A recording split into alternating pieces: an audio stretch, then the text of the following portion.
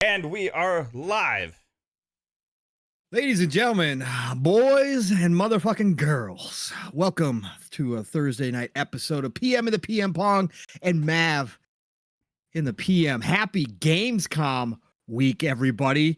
Mav and we quickly chatted in the background, but I think we both agree, like, in totality, this is like bigger than the E3 we got earlier during E3 time, like just in totality. I'm not talking about the overall like Xbox presentation. Just over like the total kind of view of this week so far, and it's not done yet, is there's a lot of information, a ton of deep dives on games. Like, this has been insane. And of course, it wouldn't be this type of week without having some Xbox's Dead Talk. So we've got that lined up, of course, as well. Are you all listening now? Have you all heard Phil Spencer now? I again, for the people way in the back who've been plugging their ears and refusing to hear anything that they've been saying now, or that we've been trying to tell you all, I hope you all heard him loud and clear. Again, he likes to do corporate speak. We're going to talk about it. But if you don't know by now, okay, we can't help you anymore. The full slate is going, everybody. Okay, so this is where we're at. So decisions got to be made. Personal decisions have to be made for each and every single one of you as gamers invested in the Xbox ecosystem. But Mav and I are going to get into that, as well as we're going to talk a lot of the Gamescom stuff. I did not get to see anything today at all outside of kind of the breaking news stuff or stuff that we got posted. So we'll be covering some of that stuff. We're obviously going to go through opening night live, pre-show, and the main show, which had a lot of good, cool stuff in it. Some of yesterday's stuff, I still haven't gotten a chance to even go back and watch a future game show yet in 4K. I got to watch all that. Like, there is so much coming, folks. And then Mav and I are going to talk for about 2 hours. We're going to talk about that other stuff for about 5 minutes. And then we're going to talk about Tokyo Extreme Racer coming fucking back. After all this time, folks, we told you what's going to happen. We had the faith. Me and Mav talked about this, 3 weeks ago, Mav? A month ago, when we got that little snippet, that little smoke, that there was a rumor, or no, it wasn't even a rumor, that they had licensed or copyrighted a new Tokyo Extreme Racer name. Mav, it's freaking happening, bro. We manifested Tokyo Extreme Racer back in 2024. Are you freaking kidding me? It doesn't get any better than this, folks. So yeah, we're going to talk about that for 2 hours. So no, there's not going to be doom and gloom. We're just going to talk about that. So you buckle up. A dream is a wish your heart makes, my friend. I can't believe that should happen. I don't. Anyway, it's nuts. I know we're going to talk about it. That's just one of the few on the bucket list. There's a couple other things that need to happen. Yeah, there's a couple other things on the bucket list too, of course, for both of us, right? But out of all of them, that one had like the least chance. It was like the home run swing of like last chances, but something we wanted really bad. Bro, it actually happened. Oh my god, knucking fights, man. Yeah. It's the golden age of gaming, everybody. It truly is. Anyways, everybody, we're having some fun right now. Obviously, you can see energy levels are way up, even though Mav and I were both running late tonight. Again, this is what we love. This is a second Christmas, as I was saying in the beginning. This feels like a second Christmas for gamers. If you are following along, there's been tons of announcements, tons of deep dives, lots of good positive news coming out of gaming right now about a lot of the games that we're going to be playing over the next 6 months to a year. Surprises freaking galore. So we are going to get all into that very shortly here. But thank you all for joining us again. PM in the PM, Pong and Mav in the PM. So let's get to my co-host, the man, the myth, the legend, the CEO of the Fun Speculation Network, the one and only Mav. But before we get to him, real quick, I do want to not forget this special announcement. Attention, ladies and gentlemen, aboard the Fun Speculation hype train. That is right. I put on my special voice when I'm talking to you from the actual engine at the front of this mile-long hype train, because The bold alpha wolf pack came early. That's right. Pause, everybody. He came early with a bag of coal. He got on the court with an easy 5 layup, dropped a little 5 bomb in here, added a car full of speculators. Welcome aboard. Speculators, please buckle up and pay attention to your flight attendants and pay attention to those monitors above your heads because we are at Mach 2.5 already early in the show. Choo-choo, motherfuckers. Thank you, Bold Alpha Wolf Pack, keeping us ad-free in 2024. Hashtag no beans. We ain't slinging no expensive coffee beans around these parts. And your goal for August is 3,795. So you got plenty of time to crush it. Let's get it done, folks. Anyways, thank you, Bold. Appreciate you, brother. As always, never expected, always appreciated. Thank you all for just giving us your time, the most valuable commodity that you all have by far. But Mav, what's going on, brother? How's your week been, man? You been enjoying any game, or you just been watching Gamescom? You were covering it, which was fantastic, by the way. P.S. You did great as always. I was really upset and sad I could not be there, that I was stuck at work while you and PTK and Boom are having a great time covering the Keeley, the second, or let's call it the second Keeleys of the year. Yeah. Yeah, I was really missing you guys. It was awesome to listen to you while I could, though, and lurk. But what's you been got going on, brother? Yeah. Thanks, man. That was a fun show to cover. Actually, I really enjoyed opening night live this year. And the chaos that ensued after the last announcement was just absolutely nuts to see everything go on social media and all the shows. Like yesterday, I was on Boom's show as well, which was a great time hanging out with Boom and the crew over there. But yeah, like just overall, man, it's been a whirlwind of stuff. Like, a lot of people are really emotional about things. They're like, I have been kind of just watching and like assessing everything and all the reactions and everybody's takes and changes of mentalities and stuff, and it's been real interesting and fun to see. The overall, like, though there's been so much awesome gaming stuff happening, right, that I've just been, when I've had time, I've been trying to watch what I can here and there about all these different games and all the different stuff happening at Gamescom. There's just so much. It, like you're talking about, this is like companies going all out for this, for like coverage and stuff, and it's really cool to see. Like, Gamescom has always been a big event, but it seems like it's growing into something bigger and kind of in a way replacing a part of what E3 was before. Like the booths and the interviews, the gameplay previews, the discussions and stuff. Some of that still happens at Showcase Summer Game Fest season time, what used to be E3 time, but seems like companies are now focusing on that aspect of their showings for Gamescom, and even big announcements happening for new games at the showcase that Keeley had. So overall, like, this Gamescom thing has been really cool to see what it's becoming, and that makes me really, really happy, like, because I feel like we get like double the pleasure of like showcase season now. Like, it's absolutely kind of crazy.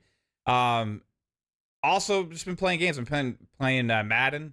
Been playing Nice. Command and Conquer still on Steam with the Command and Conquer remastered. And just kind of dabbling Diablo 4. I'm around like level 50 or so on there. Just kind of hopping in and playing this and that. Apparently, me and you are only PC gamers. I saw a comment on Boom's show in the comments section. Yeah, that we're not gonna be upset apparently about Xbox and their moves regarding the console because we're PC gamers. Yeah. So that was interesting. I just saw that. I just kind of chuckled, but yeah. And it never fails, man. Yeah. Every time stuff comes So up, yeah, I have a PC and I play games on PC. Also play on Xbox, and I been just kind of really watching everything. It's been a really crazy week, man. But you know what? I'm happy for it because, dude, it's been like slow news for a while. You know, we've had to dig for some things to discuss and talk about, and we've shot the shit for 3 hours over nothing and stuff, and you know, like just little news and little game releases. It's just like kind of been trying to find a lot of things to talk about. But hey, there's a lot of stuff to talk about now, man. There's a lot of stuff to talk about, and there's a lot of passionate things to talk about because there's a lot of passion flowing in the community right now. That's for damn sure. And if nothing else, I love to see it. I love to see how much people care about gaming, right? Which can manifest itself in different ways sometimes. But you know, gaming is a great hobby, and I think we all, you know, love it in different ways. But hey, what have you been up to, man? You've been grazing, playing some weird ass games I never heard of, or? No, not so much. First Ascendant, rocking out. Got my season pass maxed out. So then that opened up the second layer of special. There's five more things that you can earn, but you have to complete certain tasks in order to earn special coins to buy those things. So first you have to complete the entire season pass. That opens up the second level of that. Then you actually have to do, you have some goals and some things that you got to actually complete. So I've been busting out on that because VS has got a great new hairdo in there that I want. She's got a nice long hairdo. So I've been trying to earn enough coins to get there, but you have to buy to get the hairdo, which is the last reward in that second set. You have to buy all the other rewards beforehand. Pain in my butt. But anyways, we're getting there. We're getting there. I've got all the other rewards bought. So I just need about 40, I think like 40 more coins, 30 some more coins. And then I'll have her haircut. So I've been rocking on First Ascendant. Trying to get Luna still.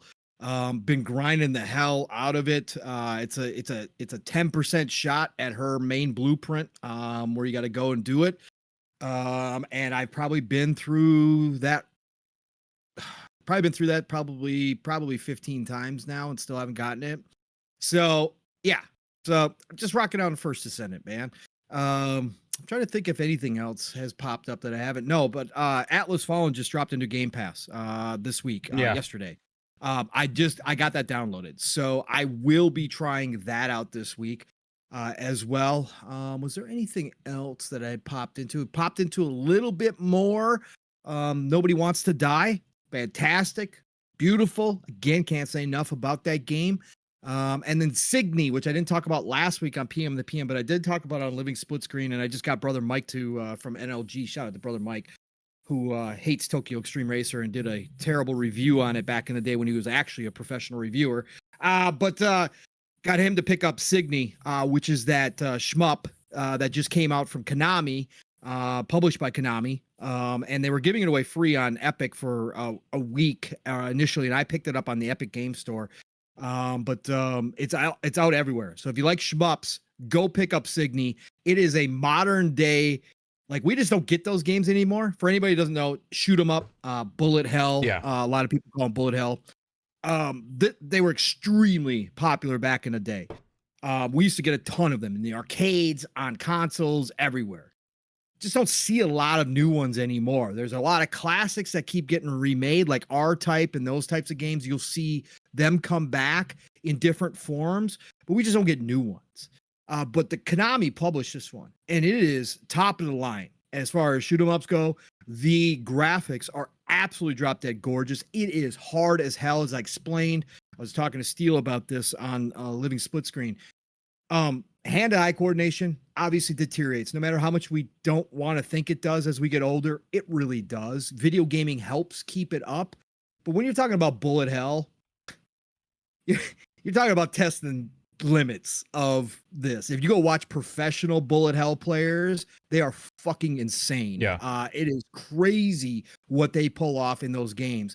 So for me, I used to be, like I told Steele, decent at them. Now, I would never like claim that I was some sweaty at them or anything like that, but I was decent. I could play them on normal or hard mode and have a good time, Yes, there would be definitely stages or certain parts that would be very difficult that I'd have to replay over and over again, much like a Souls game.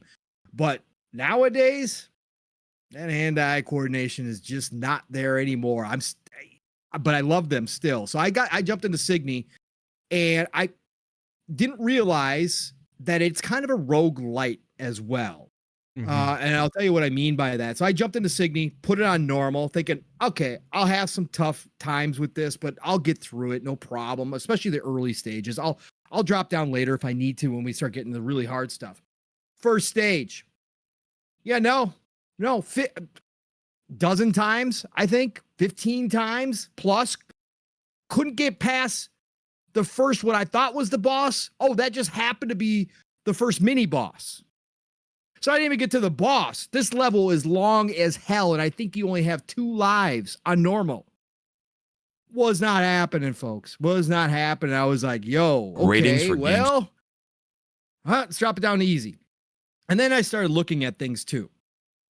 And I realized that with like most shmups, they want you to go back and replay the levels. A lot of it is leaderboard based stuff. Again, that's hugely popular. Leaderboard based stuff. They want you to go back and replay the stages. Well, in Signy, they have a pretty expansive upgrade system for your ships. And you earn points by completing the levels. And depending on how good you do in the levels, depending on if you lose your combos and all that kind of stuff, you get bonus points along the way. You earn points that you can use towards these upgrades. So I started looking at it, and then I started figuring it out. I'm like, okay, so this is more like a roguelite. So let's drop this down to easy. Let's start completing some stages. Let's start earning some points so I can start buying some upgrades, get my ship built up a little bit better. Then we'll go back to normal and try it again. So that's what I'm working on with Signy.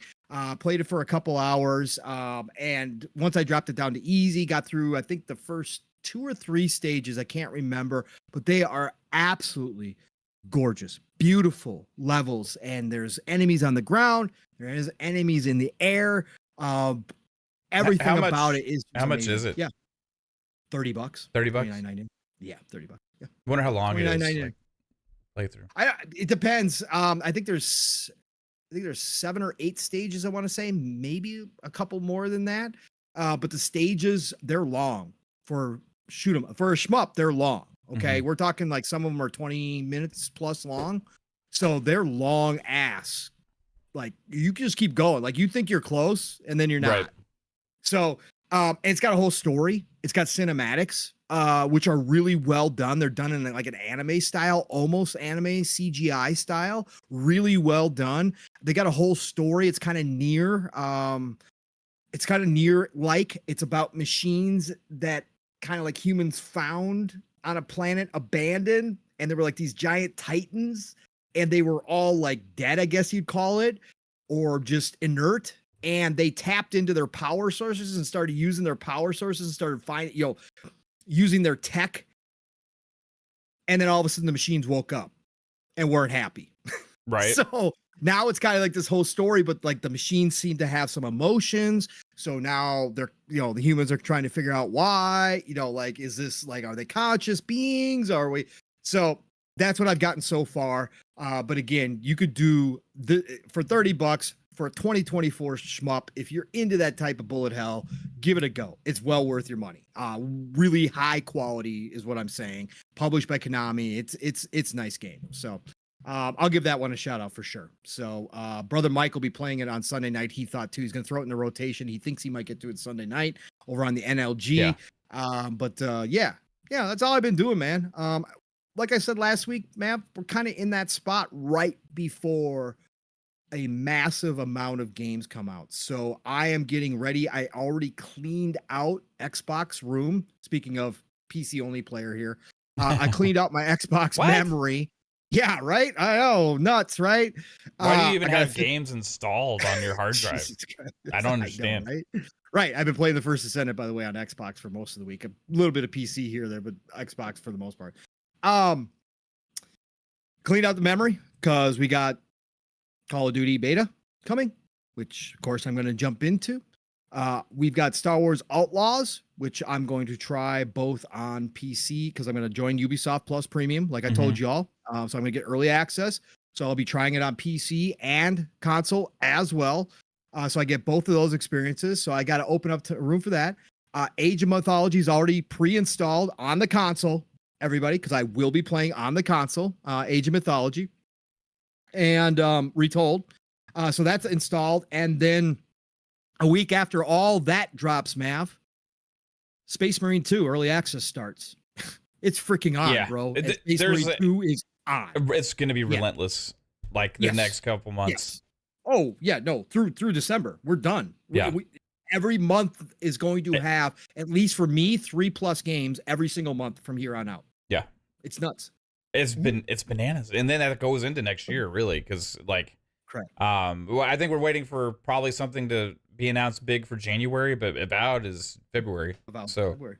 Well, we got Avowed, and then Kingdom Come Deliverance now is February.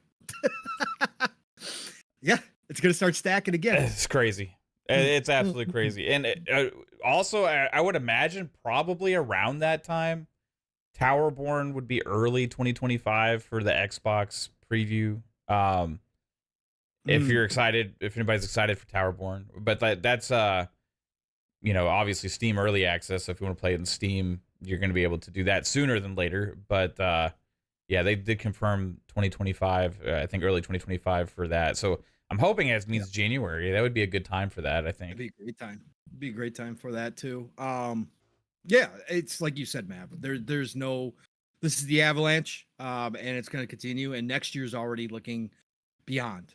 Like again, like what they're putting out next year. Now that we got word on a bunch of games showing up next year through Gamescom, like Mav, I don't know what to say anymore, man. Like this is I've tried to tell you all for a long time. This is a golden age of fucking gaming, bro. Like this is, again, I understand that people may feel like gaming has changed in such a way that it doesn't feel, I don't know, as pure as it once did way back in the day, right? I've talked about that, right? There is something about back in the day when it wasn't the juggernaut as far as the whole games industry goes of entertainment like it is now, and the masses weren't playing video games, and it was a group of dedicated gamers, right, that were the ones playing and talking about video games, and we were kind of like in that select kind of group, right? Even though it was a big group still. I mean, if you talk about the 360 generation or the start of the 360 generation, it was still a select group. There is something that's been lost with the magic, right? But my point has always been, yes, we get more games now that I look at and go, yeah, they're not for me. Like, that ain't for me. That ain't for me. But with the amount of games that we get, like I get more that I go, oh, I want to go try that. I want to go try that. I want to go try that. I want to play that. I want to play that. We're getting more games than ever before. And the ability to access them is easier than ever before. Correct. Yeah. And even if you are somebody who is very picky, man, every genre is represented, and not every genre has been turned into a free-to-play monetized game. Like that's not a thing. So like the people that complain, oh, the monetization has ruined everything, the big business has ruined everything. Like I hear you. Like I understand that we shred these corporations all the damn time. But the facts are, those are still just a subset of games. Like there are pure games out there. Okay, you can't play offline all the damn time anymore. Okay, all right. Well, if that's your big hill to die on, then I really can't argue with you, right? Most of the games need online connectivity. I get that, okay?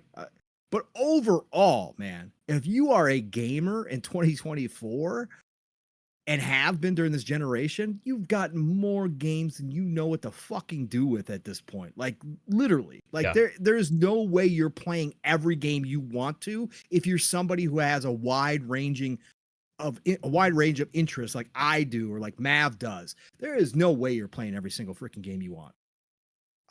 It's crazy. Oh, and it's just getting crazier and crazier and crazier, bro. Like it's been my thing with all the conversation that's been going around about like things. It's like I always kind of just primarily focus on my experience and like what am I How does things affect me? What am I doing? What am I playing? Like what am I looking forward to? And in that regard, this generation, things have just been keeping adding to the pile and the list for that. And the value's been increasingly getting better and better and better and better for me due Yeah. to moves that companies are making, and especially Xbox, right? And for me, I'm like, well, why would I personally decide to move on from that based on some kind of emotion or something, right? But that's a personal decision for me. Like I'm completely content and happy with the way things are and the way things are going. I look at it like my experience and my value proposition for my what I'm getting just keeps improving, right? And that makes me happy, right? There's a second side to this though that I find interesting and is a huge discussion that I think is going to be an interesting conversation. So I can't wait to get into that. But like overall, man, I'm so happy over to be looking forward to all these games that are getting shown and everything that's announced for multiple platforms, but especially Xbox in the next several years. And um, PC gaming is getting better and better as well. Like just overall, man, if you're a gamer in 2024 with what we're seeing at Gamescom, I like you got to be looking at it and saying like, damn, this is crazy. Like these games that are smaller, lesser known games look like the dream games we used to have. Right. You know, Right. the smaller, lesser known games are the games we used to dream about. And that's not even talking about the big games that we're like, oh my God, this is insane. And then we combine that with all these things that these companies are doing and subscription services and different monetization models and different things. Like there's an option for everybody with how to access a lot of these things and stuff. And it's just like accessibility, um, genre diversity, uh, a variety of access for platform for hardware. Yep. Like man, and this is stuff I as a kid I would be like, could this be possible in the future? You know, Yeah. I wonder like could I be able to like have a game that I can just kind of play anywhere or play however I want, whenever I want, and like it just keeps going and going and going? That would have sounded amazing to me back then, you Yeah. know? But now that's considered like a bad thing to a lot of people, right? Because it's not what we used to have. You know, and then now we have still those games like we used to have, but they are ignored in the conversation a lot of times when discussing the industry, you know? But yeah, man, I think, dude, Gamescom's been awesome so far. Messaging is crazy for companies and stuff. I'm shocked. I don't know when you want to get into this, Pong, but Yeah. Yeah. um, Well, I shout out the chat, and then we can get into it. I mean, we could yeah, drop right into it. Normally, we get the weird or the bad stuff out of the way, so we can talk about all the good stuff, and we got a lot of good stuff to talk about yeah, too. So, a ton of it. And again, it is what it is, but we're gonna get to it. But yeah, no, I agree with you on all your points, Mav, about what is currently happening in this industry is insane, and it's something that all of us on all of our shows for years have been saying from the get go is one of the big things about this industry right now is that the technology has made it possible so the mhm. smaller dev teams can create things and compete with the big boys. Oh yeah, The fact that Black Myth Wukong has got over two, I don't care where those players come from. I don't give a shit if it's it's mostly crazy. China. I don't care. 2 million, over 2 million concurrent players on Steam at launch. A team that's their first game coming out the gate, and they started out extremely small, right? They started out extremely small and still only wound up with like a max. I think the estimates were between 80 and 100 max they wound up with towards the end of production. Okay. The fact that that can come from an unknown team, a game like Black Myth Wukong can show up, again, not out of nowhere because we saw it 2 years ago and it blew people's minds, but people thought it was bullshit, right? People thought, Mhm. oh no, they're not going to be able to pull that off. the game actually plays and looks better than it did in the original trailer. Like it's insane. Not to say that's a perfect game, it's not. But the fact that a team like that can produce a game and develop it and get it published and drop it to the masses like they have, and to see the success that they have out the gate, that's something that back in the day was never possible. This was a good old boys club back in the day, right? You could not get shelf space because you were talking brick and mortar, right? You couldn't get your game into a Target or an EB Games or a Funko Land or a GameStop if you were just some little indie developer, right? You couldn't do that. That's why the indie scene was nothing back in the day, right? That's why it was called homebrew back in the day. And it was passed around early on in the early stages of the internet. People would hear about homebrew games, right? And they would pass the codes around or ship off discs to each other to share that, because the internet wasn't what it was, right? Yeah. There was none of that availability or potential in the industry. Now, you can have one freaking dude in his basement work on a game for a few years, roll it on out onto Steam or to wherever, or through it at Xbox, onto Game Pass, and all of a sudden it can be the next biggest fucking hit that we've never heard of before, and it can blow away AAA games that spent 8 years in development, as we're finding out, Mav. 8 years in development to design a shooter. You can have this guy show up and blow all of those out of the water. Like, that is what's always been exciting. And that's why we've always talked about, that's the thing that tech has done in this industry. Yes, it's obviously created a lot of issues. The pipelines are broken for the big publishers. We've talked about all that. It's costing more and more money, but the little guys have access to a lot of the toys that the big boys have, and they can do a lot of the same things that the big boys can do if they know what they're doing. And we're finding out there's a lot of untapped talent throughout the world. And we're getting more games from those people as well. That I don't have a problem. I'm not that dude who says I only play AAA big publisher titles. I'm not that guy. Yeah. I love all games.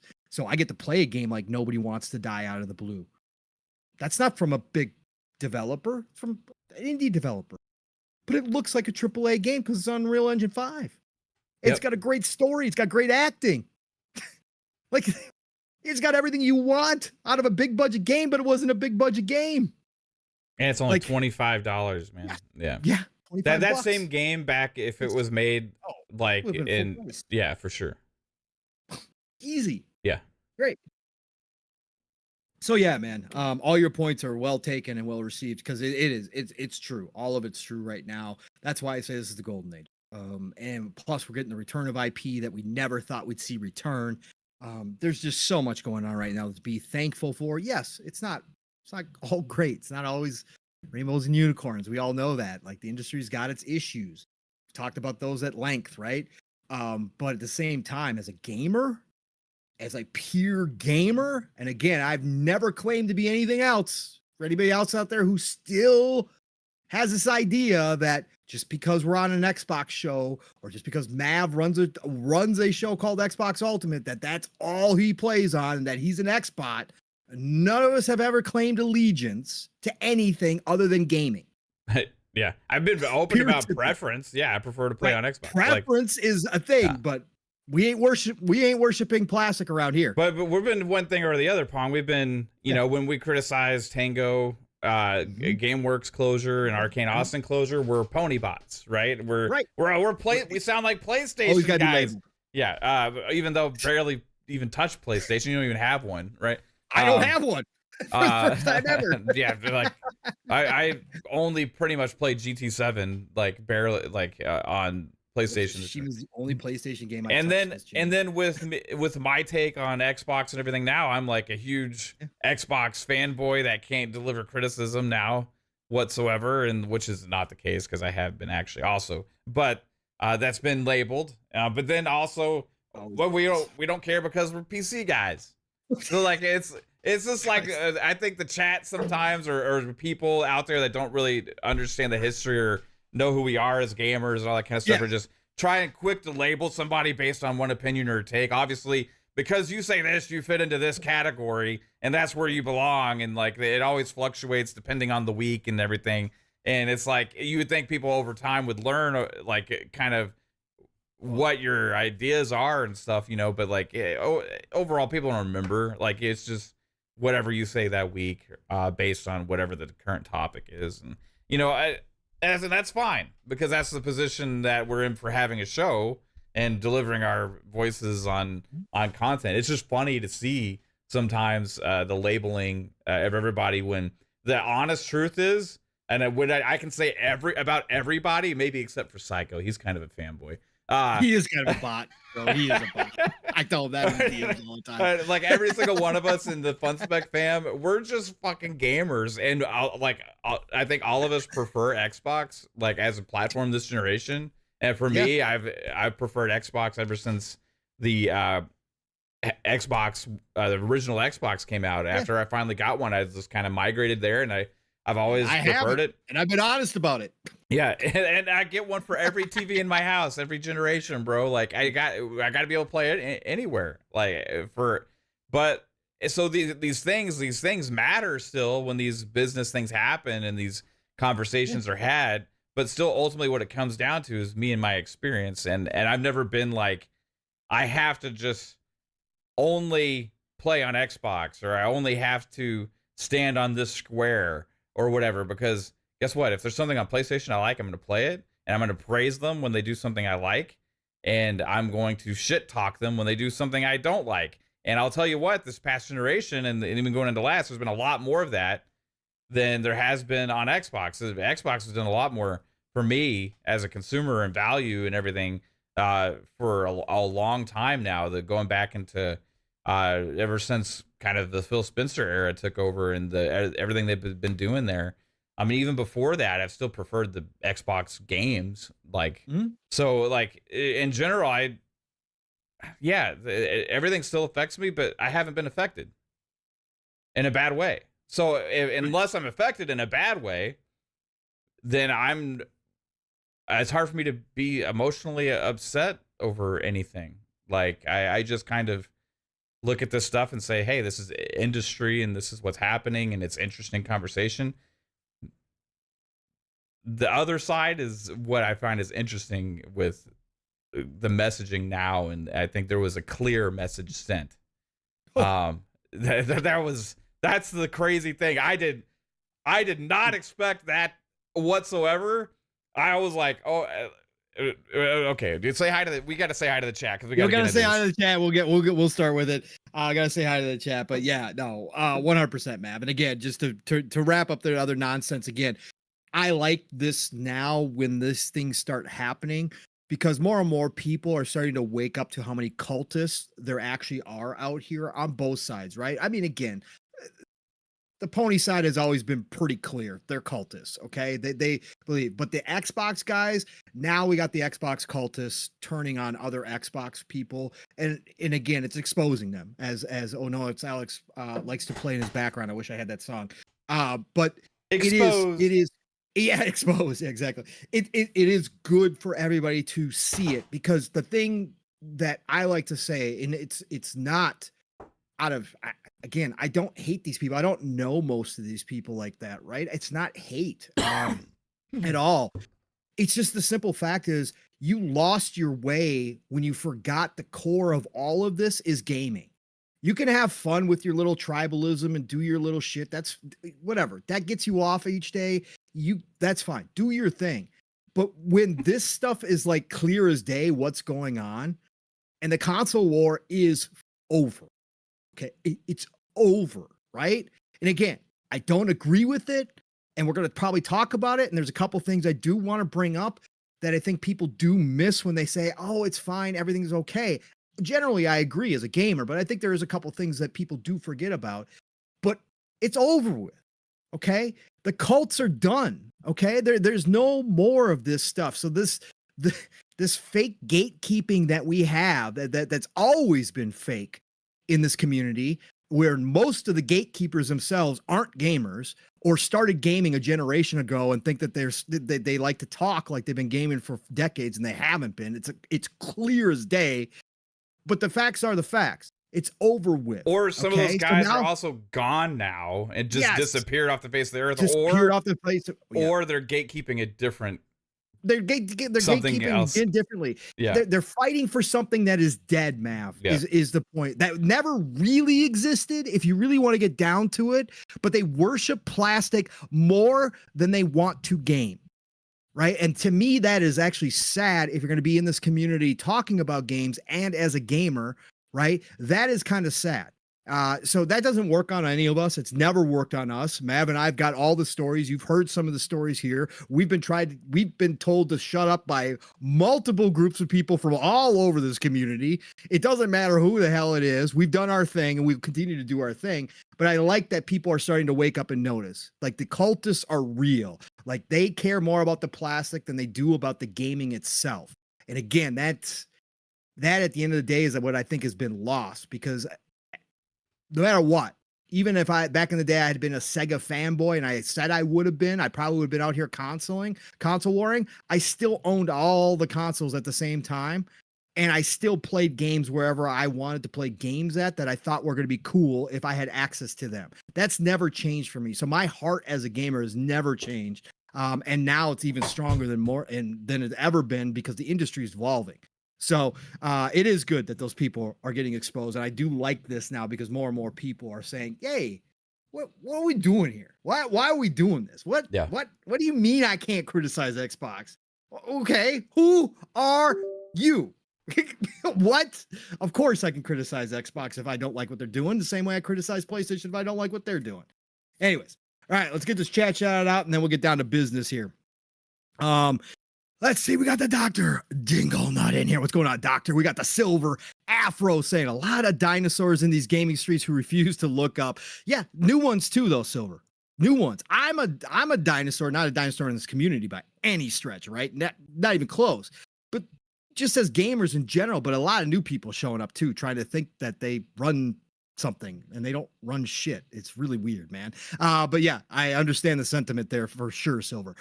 We got Mayfizz out here. What's going on, Mayfizz? We got the Brett Bingham in the house. What's going on, Brett? We got the Thatch in here. What's going on, Thatch? We got the Poison Maniac dropping on by. Thank you, Poison. We got Oats in the house. What's going on, Oats? We got Nate in here. What's going on, Nate? We got the one and only BT Maverick 707. What's up, brother? Always great to see you. We got the Magnum in here. What's going on, Magnum? Says who we talk about. Talk about a lot of people. Again, the console warring community has been around for a long time. Pick your poison anywhere, but it's not hard to see who's trying to gatekeep certain weird shit community. Like, I'm a bigger fan than you are shit. Like, it's really strange stuff, man. Anyways, OCD Gamer, what's going on? OCD says, I pretend to be a gamer so I can hang out here. Hey, OCD, thank you for your honesty, and you're more than welcome to hang out here. OCD, you're more than welcome. All right. Yeah, I just appreciate the honesty. Let's see who else we got. Alvin in the house. What's up, Alvin? We got Doom Reaper in the house. Sigourney is the only gatekeeper. I saw you guys going with the Ghostbusters shit. Good stuff. Who else we got here? We got right, exactly. Mongoose Mall in the house, says Nintendo One. Again, that whole narrative too, because the Nintendo fans I've seen run with that shit too. Dude, you guys are swimming in your pond alone using old ass fucking tech. Okay, Nintendo makes a lot of money, and I respect the hustle, but they didn't win shit. They took their ball and created their own pond and have been swimming in it, and you all eat up that old fucking tech, playing the same damn games that were played 30 years ago because you love them, which is great, but they haven't changed shit. Okay, they haven't done anything outside of making handheld gaming cool. That's something they've been doing for a very long time, long before the Switch. So shout out to Nintendo, respect the hustle. They make a shitload of money because they sell you fans old ass tech. Okay, period, point blank. And their games cost peanuts to make because of that old ass tech. That's how Nintendo has done their thing. They didn't win shit. They didn't beat Sony. They didn't beat Xbox one-on-one in any way, shape, or form ever. Okay? They actually took their ball, went home, and said, we're not going to compete with you guys anymore. That's If what you they like did, the which way is things cool. used They're to be, we'll just keep it that way forever, and we'll do right. our We'll own thing and live we'll in that trap you lane. all in a time bubble and Yeah. charge you for it. It's great. Enjoy it. No, Nintendo does their own thing. I'm totally cool with it. I respect the hustle, but the Nintendo fanboys out here going Nintendo won, they didn't win shit. Okay.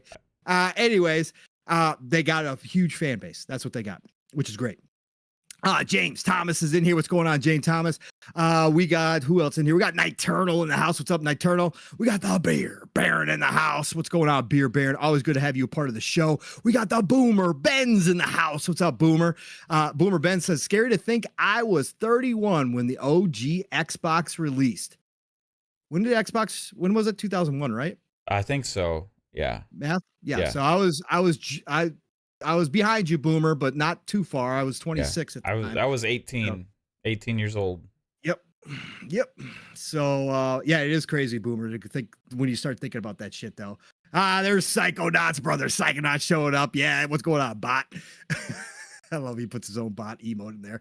Who else we got? We got the beautiful Miss Caitlin in the house. Again, Mav's idea is the thumbnail tonight. Like I tell you guys, usually it's me. Tonight it was Mav, all Mav. He came up with that, and I said run with it. Caitlin did an amazing job, of course, creating her husband's vision for the thumbnail. It's beautiful. It's amazing. So thank you, Miss Caitlin, as always, for all you do. Let's see here. Who else? We got the Talos Ray, of course, in the house. We got the Brandon Martin hanging out with us. We got Cygnus in the house. What's up, Cygnus? Who else we got in here? We got the Bold Alpha Wolf Pack. What's going on, Bold? We got the Truth Serum in the house. What's going on, Truth? We got Abdel114 in here. What is going on, Abdel? Great to see you. We had the brother from another Steel Rain dropping in here, of course. And it's gonna be one of those weeks, man. It's gonna be one of those weeks. Steel's been on a tear. He's been on a tear on Twitter, on X, posting craziness. He's been talking about how opening night live sucked. It's going to be one of those Saturdays, man. It's going to be one of those Saturdays. I'm already feeling it. Living Split Screen is going to be special this week because Steele's just, he's in the opposite corner from me this week. Again, on a lot of things. So it's going to be fun. Good to see you, brother. Who else we got in here? I'm loving it. Let's see here. We got, keep going. Ray Tito is in the house. What's going on, Il Ray Tito? Thank you for being a part of the show tonight. E-Ranks is in the house. What's up, E-Ranks? Always good to see your name dropping in here. They got the Moggs E in the house. What's going on, Moggs? Oh, the man with the biggest stick in the entire community. That's right. The one and only Boss Mod Lethal Papa came through. Watch your P's and Q's. He's not afraid to swing it. Pause, everybody. But Boss Mod, thank you for dropping in here, brother. Always a pleasure, sir. We got the Mainland.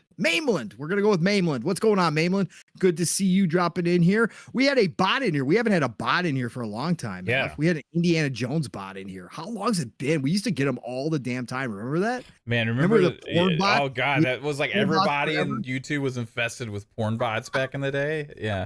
Remember that, bro? Yeah. It's crazy. There was all kinds of bots, dude. That was, there's all kind of bots. It was awesome. What's going on? Yeah, because we used to thank the porn bots for coming on through. I mean, it helps the numbers at the end of the day, so whatever. Stash Gordon, what's going on? Seeky, I see you, brother. What's going on, Seeky? We got the Mass Hole 1977, of course, dropping in here. We got the one and only Nate Dog, of course, in the house. What's going on, Nate? Always a pleasure to have you, brother. Who else? Nam Omar dropped on by with the hype train. What's going on, Nam? See how far back. Brett Bingham. I think I might have gotten you, Brett, already, but great to see you in here. You get 2 if I did. Let's see, go down below, see if I missed anybody. First of all, we got Brandon Martin with the $2. Said, did you like that Eagles trade today? Go Birds. What the fuck are they doing it in come on, Commanders. You're trading away a good receiver to our division rival, making it harder for everybody else in the division to like come on. That was really weird, bro. That's dumb. That's not like okay, he hasn't necessarily lived up to the 16th overall pick, but dude showed a ton of promise. Now that bro. He has better team. Yes. Like he's got you gave him exactly what they needed, which was speed. And you gave him their number 3. Like, what? Thanks, Commanders. I appreciate it. That was a weird trade. I did see it today pop up in the headlines. I was like, why would you do that shit? That's really weird. And then he gets shipped back. Yeah, and we can't even figure out how to re-sign CeeDee Lamb. It's because Jerry Jones has lost it, bro. He's like, I can't remember how to write a contract. Just wait until Zimmer rides your defense into the fucking ground because they all hate him at the end of the season. He was a secondary coach for the Cowboys for a long time back in the day. I know he was back in the day. No, Dion loves him, right? Him and Dion are fucking best friends. I mean, some of the players really loves him. Yeah, when he was with the Vikings, a lot of the younger players. When he was on the Vikings, the players absolutely loved him there. He brought over some Cowboys there, Terrence Newman. For a while. Yeah. Then it got old. Especially when you're not winning, it gets old. Yeah, I'm just curious.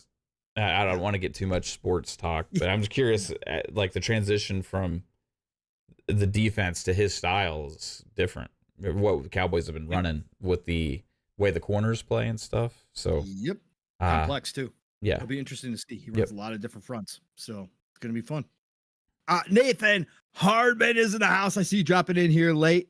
Let's see. Oh my God, Steele, save it till Saturday. God damn you. I knew I shouldn't have said anything. I'm just sharing information that was on my desk. He says, LOL, really? I've been consistent in my thought process, though. I never said you haven't been consistent in your thought process. I said it's just one of those weeks where in certain topics, we're on opposite corners. That's all. Oh my God. Yeah, I don't even know what's gonna happen when we start discussing this. Maybe we're gonna like might be a little bit. Yeah. We might be a little bit because you definitely were. I will say during during the broadcast, you did some covering. Mm-hmm. You did some covering for Xbox a little bit. But then afterwards, I was trying to speculate on why and how, but then the Phil interview said things clear for me. But I heard you say it was everybody else's problem for their messaging because they just didn't have time to put out their messaging. Well, but that's what I'm saying. That's when Phil. Well, okay, so I'm going to talk about that. I'm going to talk about that. We're going to talk about that because I wanted to bring that up specifically. Did we get Silver Afros? No, that's what I was just about to say. Silver Afro joined the speculators. He bought himself a single ticket to the fun speculation hype train, and we do not discriminate around these parts. If you buy a single ticket, you get the same treatment. So the Silver Afro, welcome to the fun speculation hype train. We are cruising along at a nice mock 2.75 thanks to your single ticket buy. Choo-choo, motherfuckers. Choo-choo. Thank you, Silver Afro. Appreciate that, man. Rodney Barnes, what's going on, Rodney? Let's see here. Who else dropped in here? Web Dave. I see you, brother. What's going on, Web? Always good to have you in here. Oh, the Ghost Fixture dropped in here. What's going on, Ghost Fixture? The Slimy Mucus jumped in here. Said, I'm here, boys, and Xbox took some major L's this entire week. You win some, you lose some, Slimy. It's okay. They got a lot of W's too, man. They got so many freaking games coming. It's not even fucking funny anymore. Anyways, and they're all coming to Game Pass, which is still the best. Comedically inclined. What's going on? Says Phil made a clear statement. No more confusion about the future of Xbox. Nope. That's how I started the show. Hopefully everybody heard it. We got the Rodney Barnes dropping in here. We got the Saint Reborn 311 in here. What is going on? Web Dave dropping us with the $1.99 super chat. Thank you, Web Dave. Says, Matt Pong, the dynamic duo of podcasting. Hit that thumbs up, meaning the like button, everybody. Web Dave doing our job and reminding you all to hit the like button because we don't do the business side of shit around here at all. So thank you, Web Dave. Appreciate you, brother. As always, never expected but always appreciated. All right, Mav. Got another super chat. Wait, you just said that. The Web Dave. I said Web Dave. Yeah, I was thinking about We're good. Hey, thanks, Web Dave. You rock. Yeah. I see LeBurn 98 in here. What's going on, LeBurn? Says if Xbox ports Blinks to PS5, I'm out. Okay. No.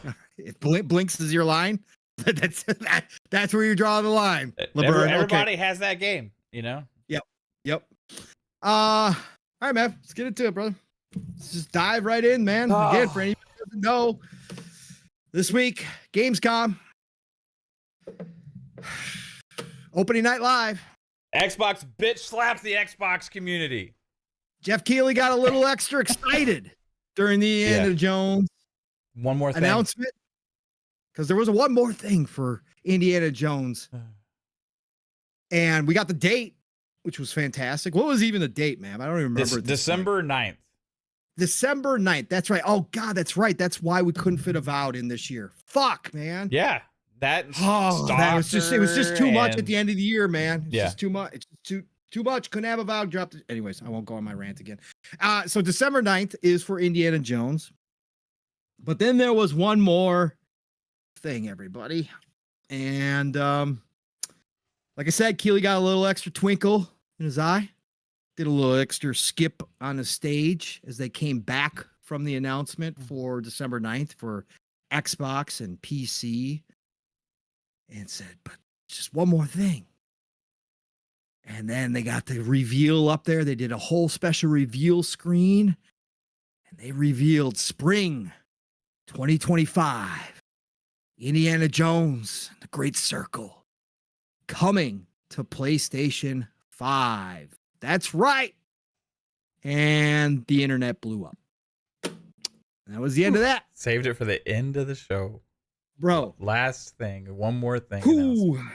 Ooh, I do want to tie in the Towerborn shit here too. To this conversation, Mav, because that disrespect happened earlier in the show. Yeah. And again, when I say disrespect, am I doom and gloom and I'm fucking up in arms carrying torches? No. But I will say it's part of the messaging that we're going to be talking about. Towerborn has been presented from the beginning as a deal that they did specifically for Game Pass and console players, right? This has been promoted nonstop for the past, how long have we known about Towerborn, Mav? A year and a half, 2 years now, I think, somewhere in that neighborhood. Has been promoted. For anybody who did not watch that part of it, what we're talking about is Towerborn was supposed to be out this year, right? And there was actually the idea that it could have been shadow dropped here, right? Because there's been testing on the consoles, right? The people got into the insider testing program, all that kind of stuff earlier this year. So a lot of people were expecting Towerborn. Again, not a big AAA game, but a small game that Xbox has been promoting the hell out of, right? This is an exclusive deal that they did. And I was looking forward to Towerborn. This game right up my alley. So they announced Towerborn in early access for Steam this year and coming to Xbox consoles later. And just to add to this, just back on August 2nd, Xbox had released this graphic for the roadmap and kind of like all the games, and Towerborn was reaffirmed at that point, 2024 Xbox first party release. Yeah, part of why Valve got moved again. Yeah, another one of those games. So it's not releasing in actually it's releasing only in early access on Steam. Again, PC player, so cool, great, fine, but that's not what I was looking for. So is it a delay? Would you consider this a delay? Like, yes, it's a delay because they promoted, like you said, in August, coming this year to consoles. So Avowed got delayed and Towerborn got delayed into 2025. Got delayed. Yeah, which that's not on them. That's a third party game. It doesn't matter. It's still Game Pass deal. Yeah, still Game Pass deal. Anyways, so that's what happened, right? Do you just want to talk about it in general before we get to Phil's comments? Do you want me to include Phil's comments? I want to take it in stages because let's take it in stages. I want to take it through the show because there was all the rumors right ahead of time. And we were talking about this. Boom. Everybody says nobody knows anything. Go fuck yourselves. You owe a bunch of people apologies, which you're never going to give. But again, people do know things in this industry. Okay. Whether you like it or fucking not, they do know things. It's not just guesswork. It's not just dart throwing all the damn time. And the reason why these rumors come out around these shows is because this is when the information starts to get out to more people, because internally it is being discussed, because the show is being put together. So all of a sudden more people know what's going on, and then all of a sudden it filters out to people like Tom Warren, Jazz, Grub, etc. They start hearing the whispers more around this time naturally. Yeah. It's not a conspiracy that they're just releasing this stuff to put out bad news about Xbox right around showtime. That's when everybody's talking. Anyways, sorry. I'm going to take my L's now for the series of L's that I had, starting with Monday. Because on FSP, we were breaking down Gamescom, talking about the rumors and stuff. I said that I thought the rumors were probably true, right? Mm-hmm. But I did not believe in any way possible they would actually announce that at the show. I said that, well, yeah, I think it's going to happen, but not the announcement part at a showcase. You just don't announce timed exclusives ahead of time. You just wait and announce them later, right before they go to the other platforms. So I thought the announcement part of it was bullshit. I did. 100%. I take the L on that, right? So then leading up into the show, on opening night live, we were speculating a lot, talking a lot about a lot of things. And, you know, part of the speculation I was having is like, I wonder specifically if the deal for Indiana Jones had something to do with the licensing when they had changed from it being a multiplat to being a Game Pass, a day and date game, and maybe they were only able to get a timed exclusive, maybe they were only able to get a certain amount of exclusivity, and all that kind of stuff, right? And I was wondering, because I'm just trying to speculate what's going on, like why would this rumor all of a sudden be happening? And then there was also some smoke that they had maybe went and redid some deals with Disney because of the licensing on some of the classic IP and stuff that they have as well. So it's like, maybe that's included with this decision now. Maybe they changed things there. So that was part of speculation as well. I was like, okay, is that what's going on? Is there a reason why they're doing it now? Why is there a reason why it's Indiana Jones? And I was trying to be curious about that, knowing that a game that used to be multiplat, it was changed to day and date, Game Pass, and also had exclusivity, which we learned in the FTC, right? Didn't know to the extent of what the exclusivity was, so I was speculating maybe that's what it is, right? Then I was, after the announcement happened, I was like, holy shit, right? I was still wondering, like, okay, well, maybe the marketing is part of that, because I just cannot fathom how Xbox would actually go on stage and announce a timed exclusive that much in advance, because you're just not doing anybody any justice with that. Like, it doesn't help. It's just weird. It's not how timed exclusives are ever really handled, right? So I was like, there has to be some kind of reason. Well, so I was speculating on that. I also had said, which I was wrong again, right? And then I had also said that Xbox hasn't had a chance to control their messaging because of all these leaks and everything getting out and all these other kind of things, right? And it's always like these rumors and stuff that kind of ruin things and all this other kind of stuff. But then guess what? Xbox actually goes out and does this themselves. And that was the message that they actually delivered, was what was rumored. So they actually bitch slapped the Xbox community, the diehard Xbox community, across the face on a big time showcase there. So again, I was wrong. We learned at the Phil interview, he's just like, hey, this is what we're doing now. Like, this has nothing to do with anything else. This is who we are. We're embracing it pretty much, right? And like, we learned from these 4 games and we're going in this direction now. And like, for combining the ultra public announcement that they made with a one more thing, a celebratory moment, a one more thing was actually saying this game is no longer going to be exclusive on Xbox. It's a timed exclusive coming spring to PlayStation, celebrating the game before it even releases on Xbox, before it even has a chance to release on Xbox, celebrating a PS5 launch in spring of 2025. I just could not fathom how, unless it was dictated by some kind of thing, that's what they would actually go up and do. But that's what they decided to do. So for me now, after seeing everything, after my series of L's and improper wrong speculation, after seeing Phil stand up there and say what he said, this is just them saying, hey guys, Xbox fan base, Xbox hardcore, you guys that don't like this stuff, you guys that don't want us to put these games anywhere else, this message is for you. Get over it. This is happening. And that's what Phil said pretty much in some kind of way. That's what the announcement was for. And it was to basically say, hey, you guys that we've been pandering to, talking to for years, embracing in the community, helping build up our platform, trying to use you guys to stay afloat and survive when things are so bad. We don't need you anymore. We're bigger than you now.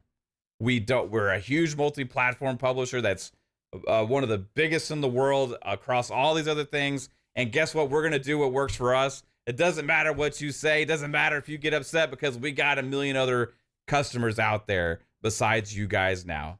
So console hardcore enthusiasts that get in their feels, too bad. Sorry. PS5 spring 2025, play Indiana Jones. That's how I took the message. Does it actually affect me in any kind of way? No, I don't really care. But it is a strong message to send, I think, and that's honestly what I see. And I understand that people are upset, right?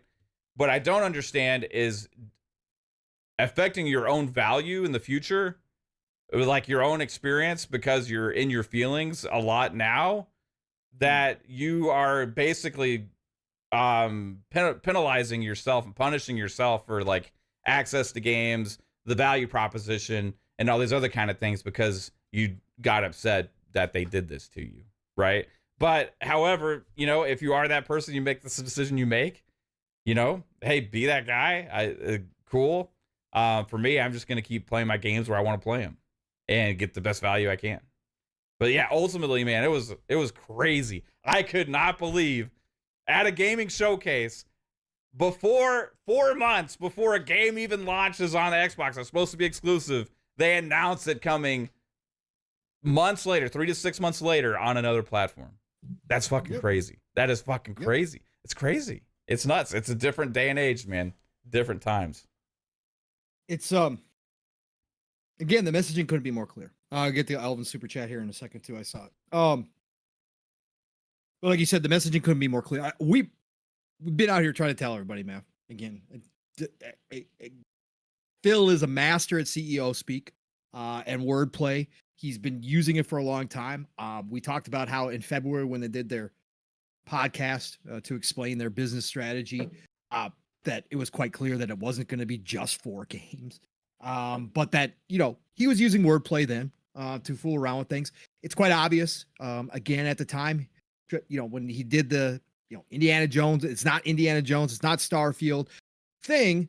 The only problem I have with there is that he knew Indiana Jones was being made.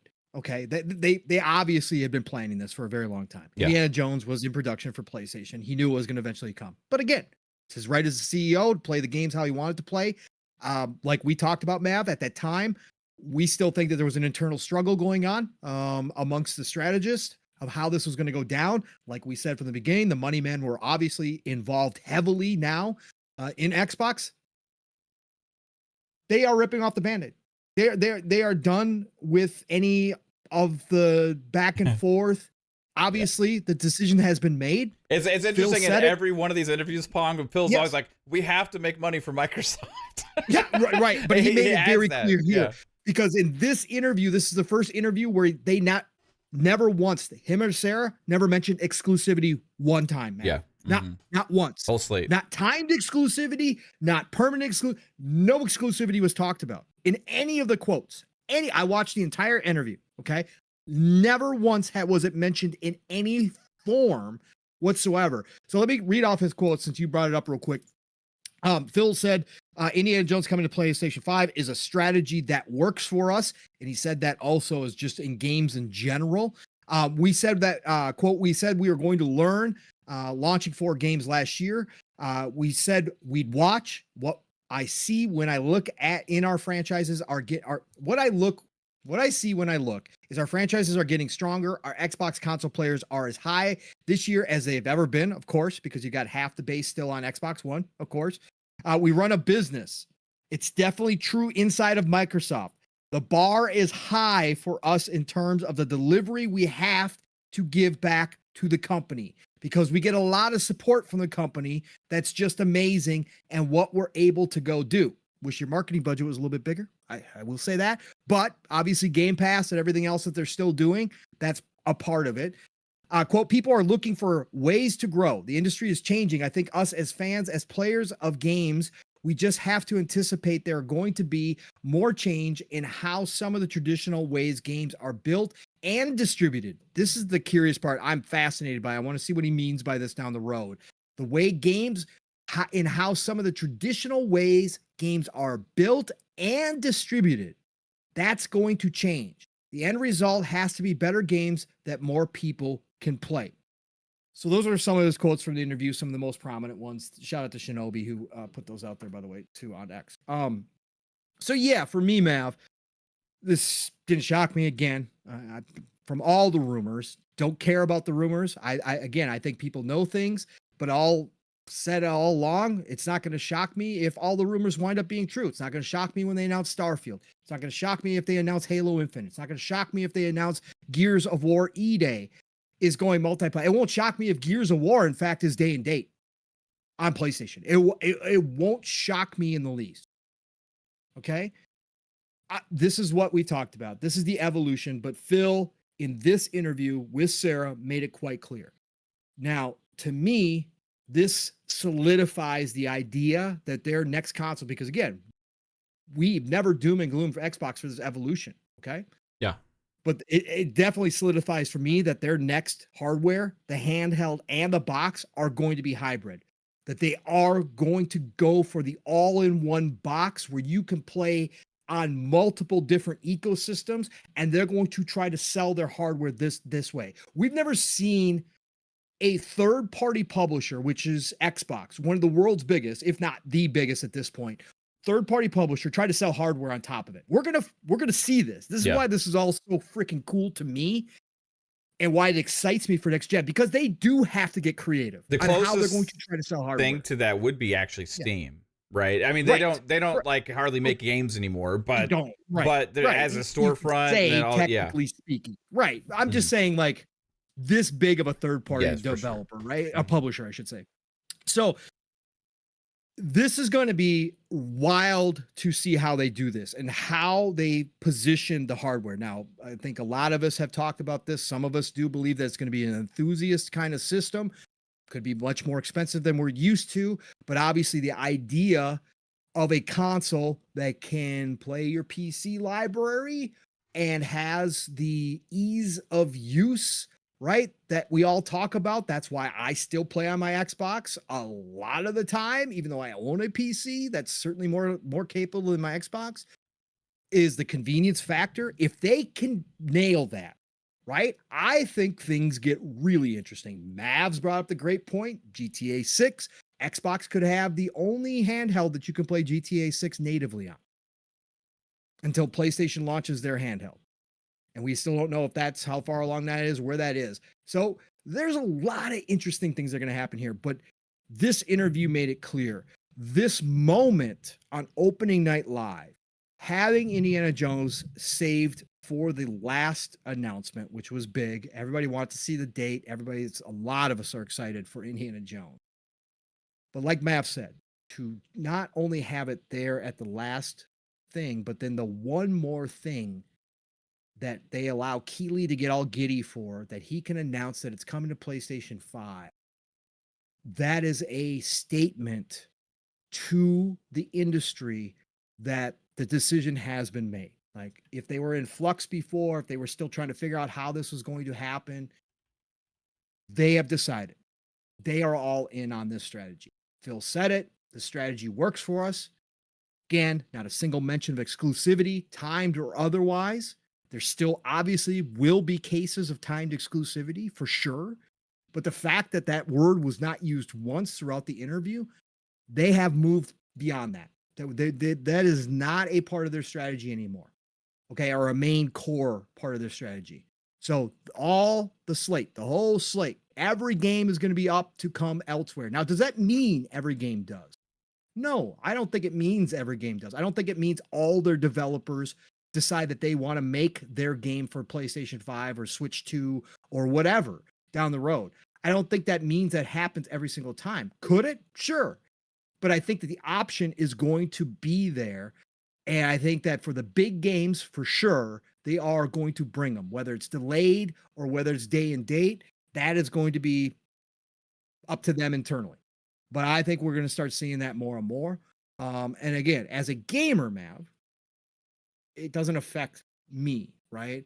Again, I'm fascinated by what they're going to do with their hardware. Mhm. For me, the only thing it might change is like, again, thinking about the ecosystem, but I've already started doing it. More third party purchases will be made on my PC in Steam or Epic or wherever through one of those stores than on my Xbox per se. But that's already started kind of happening in a little ways just because of performance and that kind of stuff. But for me as a gamer, it doesn't change any damn thing. Like, I don't care that more people are playing the fucking game. Like, Steel and I have been saying all along, bring fucking Gears to PlayStation 5, please. Please let those noobs show up in the Gears of War multiplayer. Please bring Halo Infinite over on over and let all those noobs show up into Halo. Please do it. Again, the more the merrier. Bring them on in. Let that happen. The only thing I will say, Matt, that I think some people are forgetting about here, and it's something that we did talk about in the past in a lot of ways, is how this plays out will have an effect on the competition and what competition does. Competition does a lot of good in this industry. And if Xbox is now what they seem to be, going fully third party, however long that takes. Again, it's not tomorrow. All the library shows up over on PlayStation. That's not how it's going to work. But now that they're kind of in that mode, right? It does take them out of that conversation with Sony. Sony now is in their own playing field, much like Nintendo. And is that a good thing for the industry to have Sony in their own playing field, be able to control? We've talked about it, right? We know that they want to raise prices. Right? We know that they want to change certain things. They're going to have full control over that if Xbox is just more of a third-party publisher than not. They're not going to have the pressure of having an Xbox competing directly with them in the old business sense. And so what does that leave? That leaves the door open for Sony in a lot of different areas. Now, my own counterpoint to that is it's going to be up to the consumers and it'll be up to the market to tell Sony that they've overstepped their bounds and that people aren't going to support it if they go to, let's say, $100 games, right? Or if they try to push the hardware in a direction that doesn't make sense or try to overprice the hardware. That is going to be up to the market to correct that. Now, we've got people within this community who say they'll pay for $100 Sony games. Okay, well, great. We might see that, right? So I don't like the diminishing of the direct competition one-on-one. Again, Steele's point, your point, Mav, a lot of people's points, people, we've talked about this too. Is this a Trojan horse? Does this actually indirectly create competition with Sony? Because all of a sudden Xbox has all of their big titles going to PlayStation, and those big titles at Xbox are time-consuming titles. And like Sea of Thieves, now we got word sold over 1 million copies. All of a sudden, that whole entire list of the top 10 most played games each month for Sony, a large portion could be all Xbox titles. If you're Sony, that's not really good for you because that means those people aren't playing your games. They are playing somebody else's games, and you're not making as much money off of those games. It also means you yourself don't have any successful, long-lasting titles. You have your single player titles, but that means your initiative to go find games as a service, games that generate, right, what everybody is looking for, which is that player engagement, is not coming from you in your own ecosystem. It's coming from somewhere else, and it so happens to be Microsoft and Xbox. So that is a type of Trojan horse that could put pressure on Sony, because does Sony really want that to happen? Does that in turn force Sony to start thinking about putting more of their games on other platforms, including potentially an Xbox system? But again, we don't know what it's all going to look like next gen. But yeah, this was a bold statement from Phil. Again, I don't think it could have been much more clear. out of all the interviews he's done, Mav, with all the kind of word salad that all CEOs use, this one again to me stood out. Like there's just no ifs, ands, or buts with what they're doing here. Anybody still trying to grasp on and hold on to hope that they were going to, retain portions of the old business model, it's gonna happen, brother. I don't think it's gonna happen. It's a new vision, man. It's a completely different world now. I mean, at the heart of the conversation for people that are upset, it's about the console and what is the console future for Xbox, right? And it's like, is the console going away? Do I have faith in the console? Are they going to continue to make hardware for me? What happens to my library? What happens to this? What happens to that? And from the get-go, with all these conversations, I've been trying to make the argument that it doesn't make sense for them to get out of the console space for at least the next generation. Like, just money-wise, it just doesn't make sense, right? Like, the largest portion of Game Pass subscribers are on console. The consumers that spend the most money are on Xbox consoles. They use the consoles as the driving force for their cloud. They said themselves about how they benchmark for development using the consoles and the dev kits and the hardware and all that kind of stuff for their first party development and all these kind of things, right? There's about 20 different reasons you could just keep going and going and going why it makes sense that they are going to make consoles. Do they see themselves growing in the console market? That's where we're probably not going to see a huge amount unless consumer opinion and consumer spending and what drives consumers to make decisions changes, right?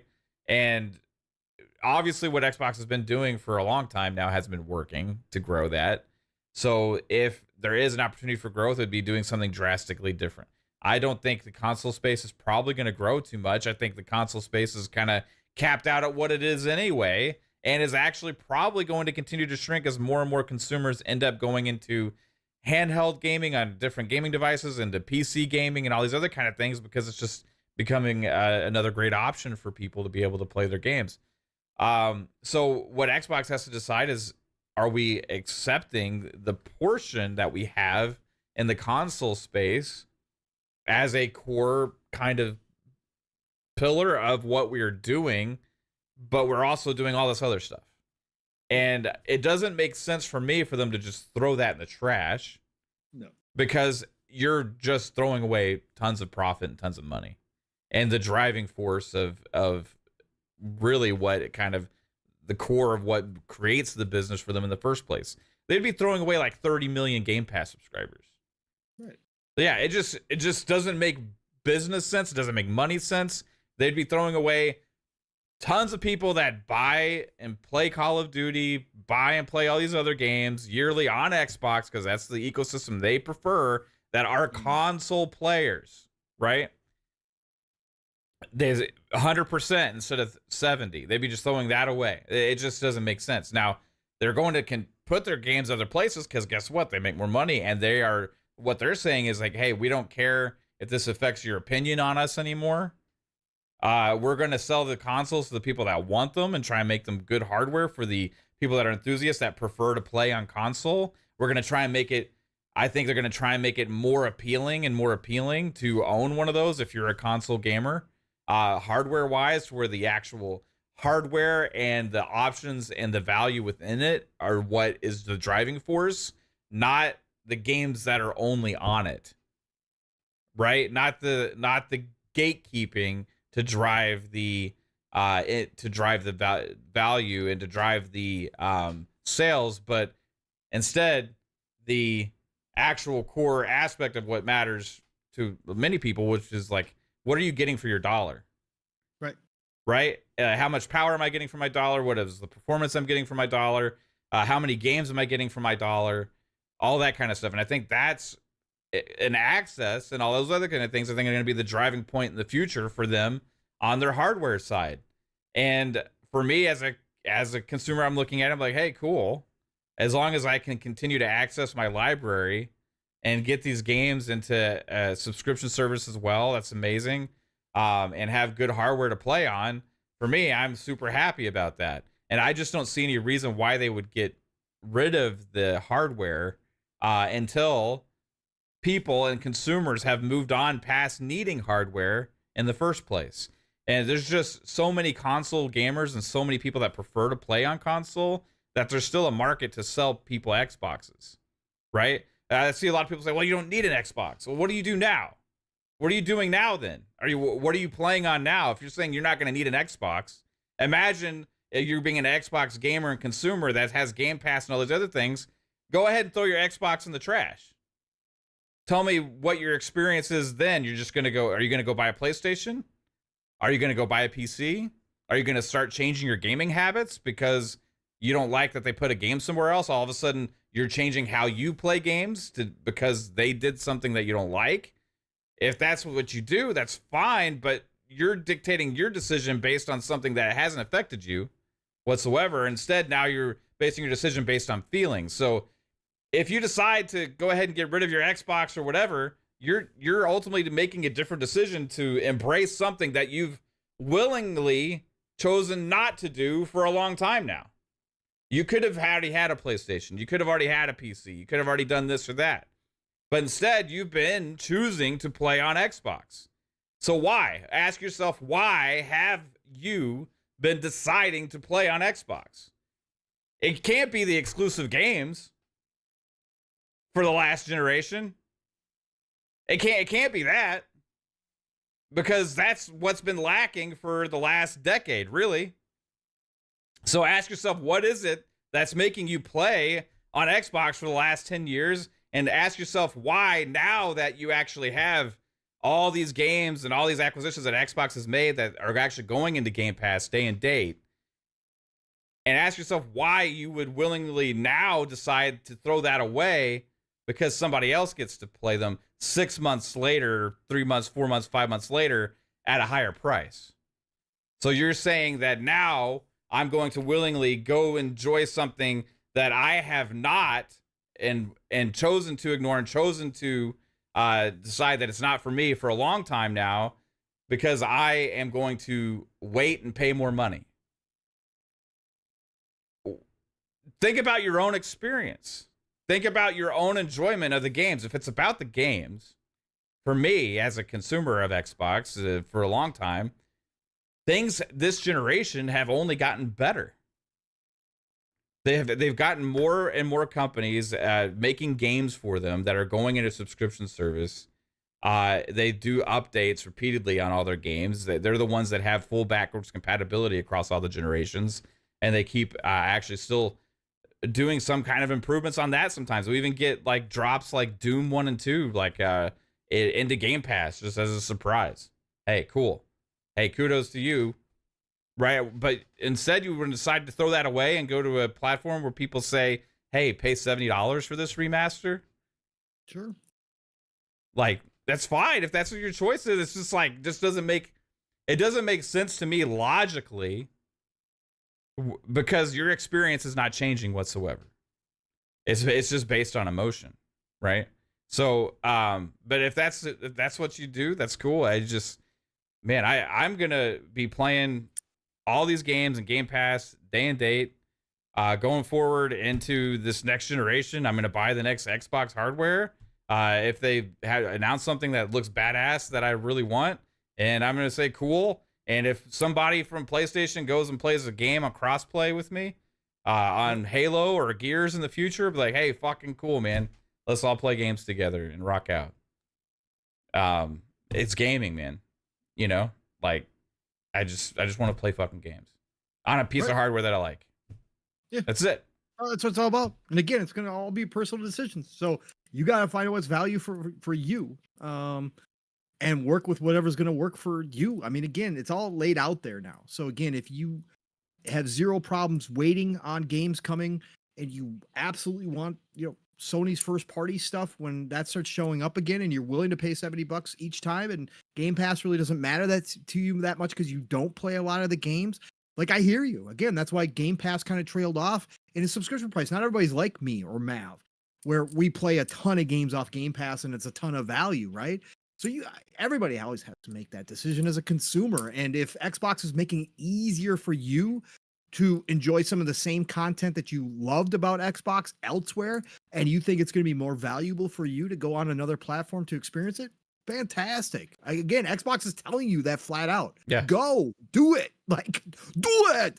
We don't need, you don't need an Xbox console to enjoy our content, our games. So, by all means, do it. Again, to Matt's point, if you've stuck by Xbox all this time and you've proclaimed them to have the best value in gaming, that you've been locked into Game Pass the entire time, you've believed in everything that they've been doing all along as far as acquisitions and talking about how much content and games they're going to have dropping into that service, none of that has changed. So that doesn't make any sense. Like that, no, that's the thing that's holding true. Like I said, I'm riding this train until the wheels fall off, right?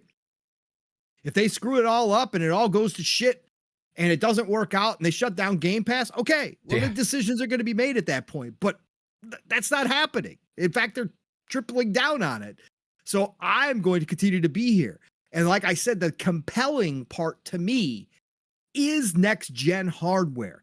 If they go in a completely non-traditional route and they once again try to break the mold like they did with Game Pass, and they try to crack a secret code that some people have tried when it comes to the all-in-one box, right? Steam themselves tried to do this. With the Steam machine, right? If Microsoft, if Xbox, with all their know-how, is able to do that, and they create the all-in-one box that does allow you to access all these different ecosystems with the convenience factor of a console, that is compelling enough for me, even as a PC owner, to invest in their hardware. And if they throw on top of that a highly capable handheld that can play these games natively, you're really throwing in some compelling arguments as to why you should still invest and own Xbox hardware, because no other piece of tech is going to be doing that to that degree. So if they pull that off, if that is their plan that they're talking about when Sarah Bond says the biggest technological leap in any generation, if this is what we're going with, Mav, and you're talking about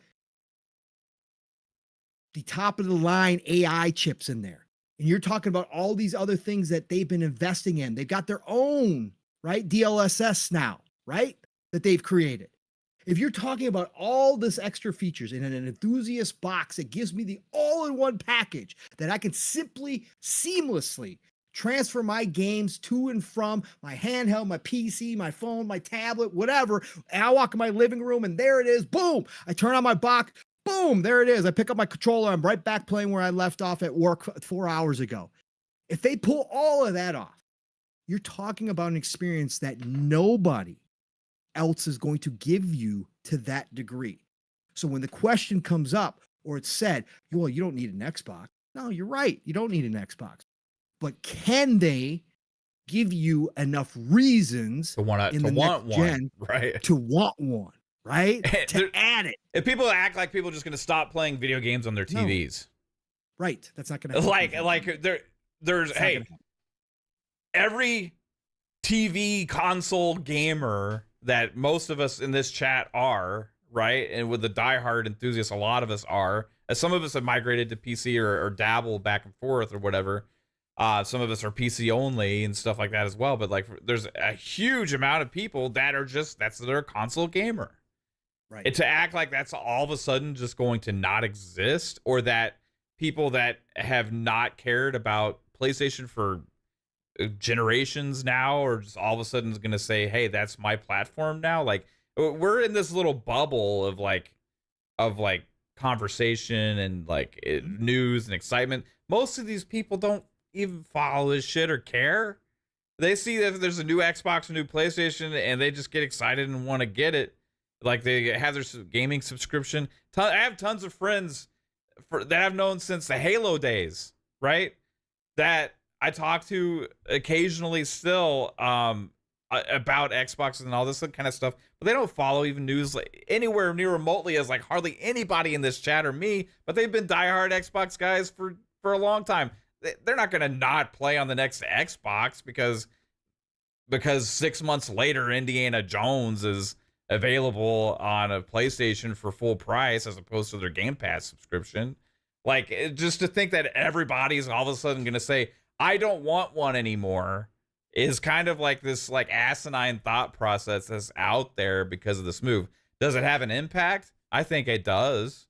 But also whatever Xbox comes up with for their next generation hardware will also have an impact on those decisions that of what people decide to buy and stuff. If it truly is that hybrid, Pong, and it's Steam and all that kind of stuff, like as well as some people are like, oh, Steam won't allow it. Steam's already tried this before. Remember the Steam boxes where they worked with tons of different machines? The Steam machines, yeah, they worked with tons of different manufacturers to get the Steam OS on those boxes to try and put them on TVs. They could have Xbox, who already has a dedicated actual fan base that they know is going to at least sell millions, actually allow their storefront onto people that don't play on PC, that are the TV console more money enthusiasts. for them. Steam's going to either try it themselves, or if they fail, they're going to allow other people to do it. Because guess what? They want their storefront in more places. Like, they just made it easier for people to put Windows on the Steam Deck, man. Yeah. They just launched all that to make it easier so for people can load Windows on there if they don't want to use Linux. Again, this idea that that Steam or that anybody, right, in this day and age is going to be closed-minded to something like that, where it opens them up to potentially more customers, especially when you're talking about Steam, which is just a storefront-based system, is crazy, right? And on top of that, we are seeing legal fights happen over companies like Apple who are preventing other storefronts from coming onto their systems, right? And they're losing, right? They're losing. We just saw Google lose a massive search engine, right? They call the monopoly, right? About to get DOJ's about to break them up, right? Yep. So right now, that's a change. And Microsoft is betting on that change because they're also entering the mobile market. They're betting on that change, that this is not going to stay closed, that these closed systems are eventually going to be cracked open, and they are going to be ready for it. And if they offer a box that opens it up where everybody is welcome and all storefronts are welcome, they are leading in that direction. And these storefronts, of course, are going to take every opportunity to put themselves in there, right? Outside of PlayStation, outside of Nintendo, to put themselves in there to offer up their stores to more people. Like, and if Xbox can be compelling, Matt, the idea that next gen, if it is compelling and all of a sudden they do offer something that does allow Steam to be played, Epic to be played on there along with Xbox, you may have some in the know. Like you said, the masses, right? The masses are going to continue to buy what they buy. But you will have some enthusiasts who understand what that means, especially as Sony starts to put more and more games into Steam, right? They will have that understanding. Oh, wait a minute. This box is going to do everything, and it's going to be convenient, but I can play PC, I can play console, plus I'm going to be getting some of those PlayStation games from Steam as well. Like, I get the Steam sales. Like, you could compel some people to either move to that box or add it to their PS5 as an additional box. It is certainly possible that happens. I'm not saying it's 100% guaranteed. I just think that what Xbox is doing here, evolving the way they are changing the rules and making them their own. And I think that, like we've talked about plenty of times, the handcuffs are now off, the shackles are off. They move in their own direction.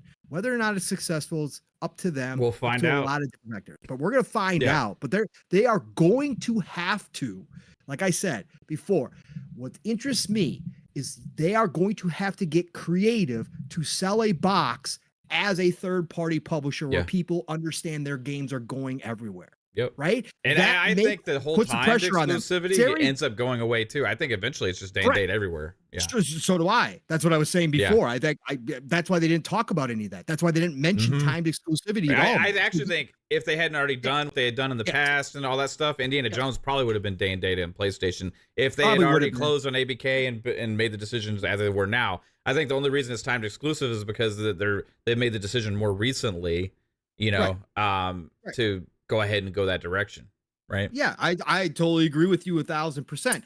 To me, Sarah Bond is in a tough spot as the head of Yeah. hardware. She is going to be in charge of the team that has to sell whatever this vision is. But that's why it intrigues me so much, is because they must know that they have something, Mav, that they're going to be able to sell. Yeah. Like they have some And idea. you listen to that they're- her about the Yes. core aspects of what makes Xbox, right? Like Right. The It's backwards all- compatibility. all the consumer features, the game preservation stuff, the like cross buy, cross progression, cross save, and like expanding on those are reasons why you would choose one ecosystem over another, value wise, Mhm. right?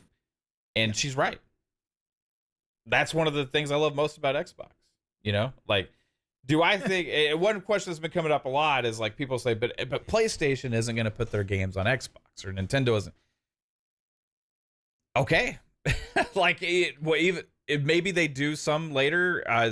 They do like MLB The Show now or whatever, you know, but that's not their decision.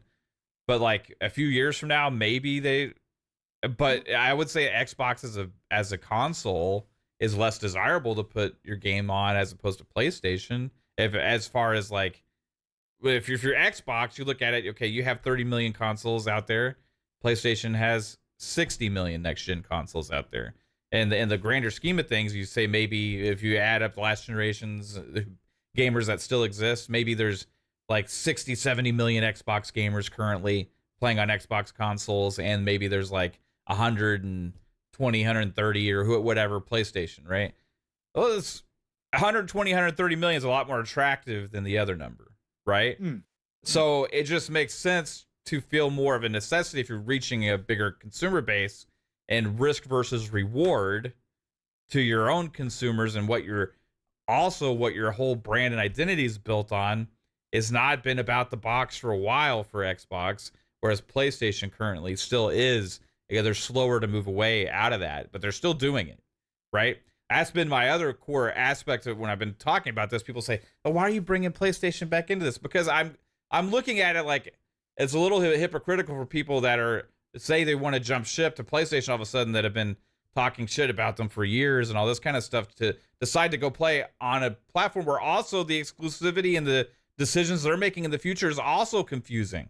I've been seeing a lot of things about how Xbox's messaging is confusing. We'll really look at what PlayStation is doing and what the messaging is.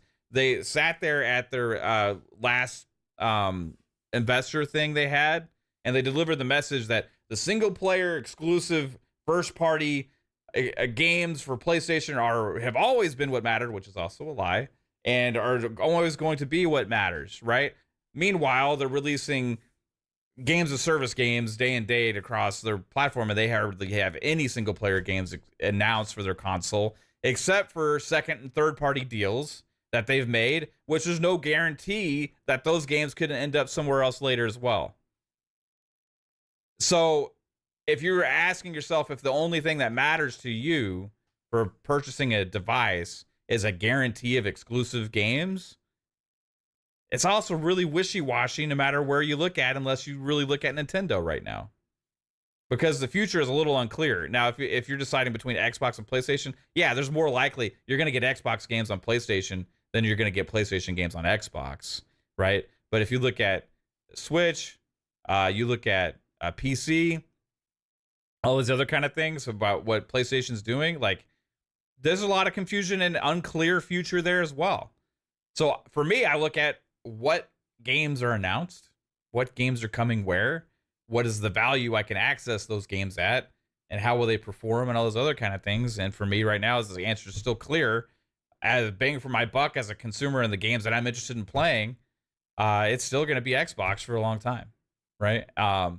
We'll see if that changes. If PS5 Pro showcase happens, PlayStation announces a bunch of amazing shit that's like only on PlayStation and it's coming soon and like holy crap and stuff, and that I'm really excited to play, then maybe I'll get a PlayStation again, right?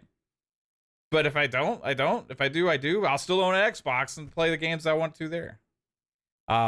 It's interesting to see like the amount of drawing the lines in the sand, right? That's what this announcement has caused, I think, Pong. Like when they went on stage and said, "And one more thing." Yeah. This your exclusive that you've been excited about before it's even out is going to PlayStation next year. That was just a weird moment, right? It was a weird moment, and it was for a lot of the Xbox enthusiasts and stuff that have been preaching this for a long time, being the console warrior, it was like a slap in the face. And for them, it's like I can't. So long. Yeah, I can't. Yeah, they're just saying they can't do it anymore. For me, as a consumer, hey, if you want to play Halo on PlayStation, I'm cool. Just make sure it's in Game Pass and it plays great on Xbox. Day and date. Gamer and not a cultist, man, because that's what you get when you take that emotional route on everything. And again, I admit it. Like I was a Sega fanboy back in the day, right? I probably would have been in the same boat had social media existed back then in a lot of ways. But the facts are the facts, right? Again, this is and to your other points, man, real quick too. You know, Phil brings, because Xbox is leading the way in a lot of this, right? And again, I'm not here to argue. Some people don't believe they're leading shit, that they're just desperate and they're doing their own thing. Fine. If that's your argument, so be it. Whatever. But if we take everything at face value, right? Phil, during all these conversations, talks about the industry as a whole, and that, he deflects a little bit from Xbox all the time by saying, well, everybody's going to join us at some point, right? Mm-hmm. And I laugh at that every time, because I understand why he does it, right? But if I'm going to take Phil at his face value, and I do, like, understanding that he is a CEO and he is going to talk a lot of words and a lot of word salad and play around with words, and it's not always going to be exactly 100%. But obviously, knowing Phil, right, as far as how many interviews we've seen him do, how long he's been talking about stuff, how long we know he's been in the industry from the bottom to the top, he's obviously going to know there are some plans in place from PlayStation and even potentially Nintendo that certainly lead him to believe that they're all headed towards the same point at one way or another, right? And again, we don't know time frame wise. Obviously, Nintendo will probably be the last, unless something shocking happens, to get there. But he gets it. Like, he probably knows some things that say, yes, we are going in the generally right direction, and others are going to follow suit. What could those things be? I would say technology. Technology-wise, right? And the necessity for the businesses to keep growing. Correct. And that's why I thought the comment about the changes to development and distribution were interesting, man. Yeah. He's seeing something that's even beyond what we currently see. Obviously, we're all just now, as consumers, right, getting to that point where digital distribution is normal, right? We're like, okay, that's our majority of way of doing things, right? Yes, it's been over the past 5, 10 years, whatever. But we're finally to that point where most people just listen to Spotify, watch Netflix, don't own anything, don't go buy out Blu-rays. Again, not here to argue physical. I think physical still has a place. I hate to see it go there for a variety of reasons. But we've just gotten to that point. So when he says distribution changes as well, like, then I start to get curious. I'm like, okay, what is he seeing? Like, what is he talking about? We just went from brick and mortar to digital being the way, right? And seeing brick and mortar close down and struggle. Like, what is he talking about there? Because it's got to be something they're thinking about that's close, because he brought it up in that way. So that's what gets me curious. And I think that stuff I can take Phil at face value and just say he knows something is going to happen. Not that their crystal ball is always right. Certainly not. Obviously not. They've been way ahead of the curve. Plenty of times that it's cost them dearly. They've canceled things before they ever gave them a shot, which has also cost them. So no, I mean, they're not infallible when it comes to reading the crystal ball. But Phil and Microsoft and Xbox obviously are seeing something in this industry changing, and they think that they're on the right path right now. And I think I will take that at face value from Phil, that PlayStation most likely is looking at those same options, especially now that Hiroki Totoki is involved. And that kind of stuff is we've seen the changes they're going through, and obviously their development cycle has been absolutely destroyed by their switch to games as a service and then canceling those games as a service, especially from a couple of their main teams. So they've lost their way when it comes to first party. It's going to take them a minute to get back on track. So maybe they technically, with the costs going up, are looking to speed up their own kind of transformation into what Microsoft has been doing, Xbox has been doing now for a while. So yeah, I just wanted to point that out to all, what you were talking about there, that Phil himself is kind of pointing in that direction constantly in all of his interviews. Hey, we're just wait. Just wait, consumers, just wait, gamers. You ain't seen nothing yet. People, there's going to be changes and others are going to follow suit, whether you like it or not. And just wait. We just so happen to be the ones out the gate, right? We're the ones leading the way. It's something we've been talking about for a long time, Pong. Like this, we always saw this happening. I think the surprising thing more is the speed and acceleration of ABK. it. Yeah, and exactly. And like when ABK had happened, no idea. We said numerous times, like, this is a transformational acquisition. It is actually changing Xbox. It's not just adding to what Xbox is. It's actually changing Xbox. And I remember, like, we had one show once, and I don't remember if it was on FSP or Xbox Ultimate, but like, it made a comment like, I wouldn't be surprised if like Elder Scrolls 6 ends up changing to become multi-plat and things like that. Absolutely. At this point now, it's like almost a guarantee, right? But like, the point that I was making back then is that once ABK gets assimilated into Xbox, right? Once they become more of one thing and become more of an identity, what is Xbox's own perception different from a company perception wise? What's different between Call of Duty and Halo and this game and this game? If this game's more successful being multi-platform, why not these other games also? Right? If they're already a multi-platform publisher and they're already making money on these other places and they're seeing the success of that, what makes them decide that that isn't better for all of their franchises, right?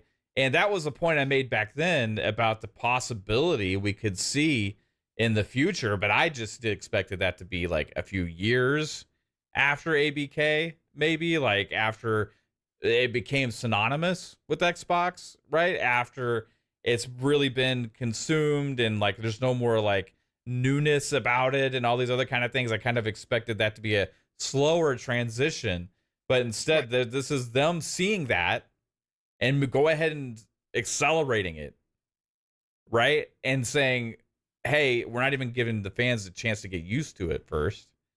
This is us deciding to make the money now. Right. Yeah, short term, which again has been argued that you potentially do give up the long term if you just think short term growth. 100%. I mean, again, this is not a guarantee in the console space about growth. Yeah, I mean, it's definitely a risk. Like they're risking their chance to sell more boxes, and grow in that space. And it seems like, from at least they see the writing on the wall in the long term for that, and they're accepting that they're probably going to maintain about the same place throughout this generation and the next, and they're probably going to sell about the same amount of consoles this generation and the next, and that they always have, and they're just going to be content with that, and they're going to drive their growth in other ways. They think that they have the tech to make a push to change things new direction, other ways, to change change the perception and blow up the console market, right? Completely. And that they will have everything in place infrastructure wise to take full advantage of a piece of hardware or two pieces of hardware or however many in its fullest with how they are set up now. Like that's the thing that clicks in my head when I'm like, they might really think they've got something. Now, whether or not they do, we're going to find out, but they might really think like, hey, everybody thinks that we're just giving up the console, the hardware space. Well, we're just giving up the traditional console space, and we'll wave the white flag. that, hey, this is our cap in the traditional console space, but we're about to change everything. And all bets are off when we do this, right? That doesn't matter. Those cap 35, 50 million people that we sold Xboxes to, well, that number doesn't matter because what we're about to show up with is completely different. Yeah. And it could be a game changer, pun intended, right?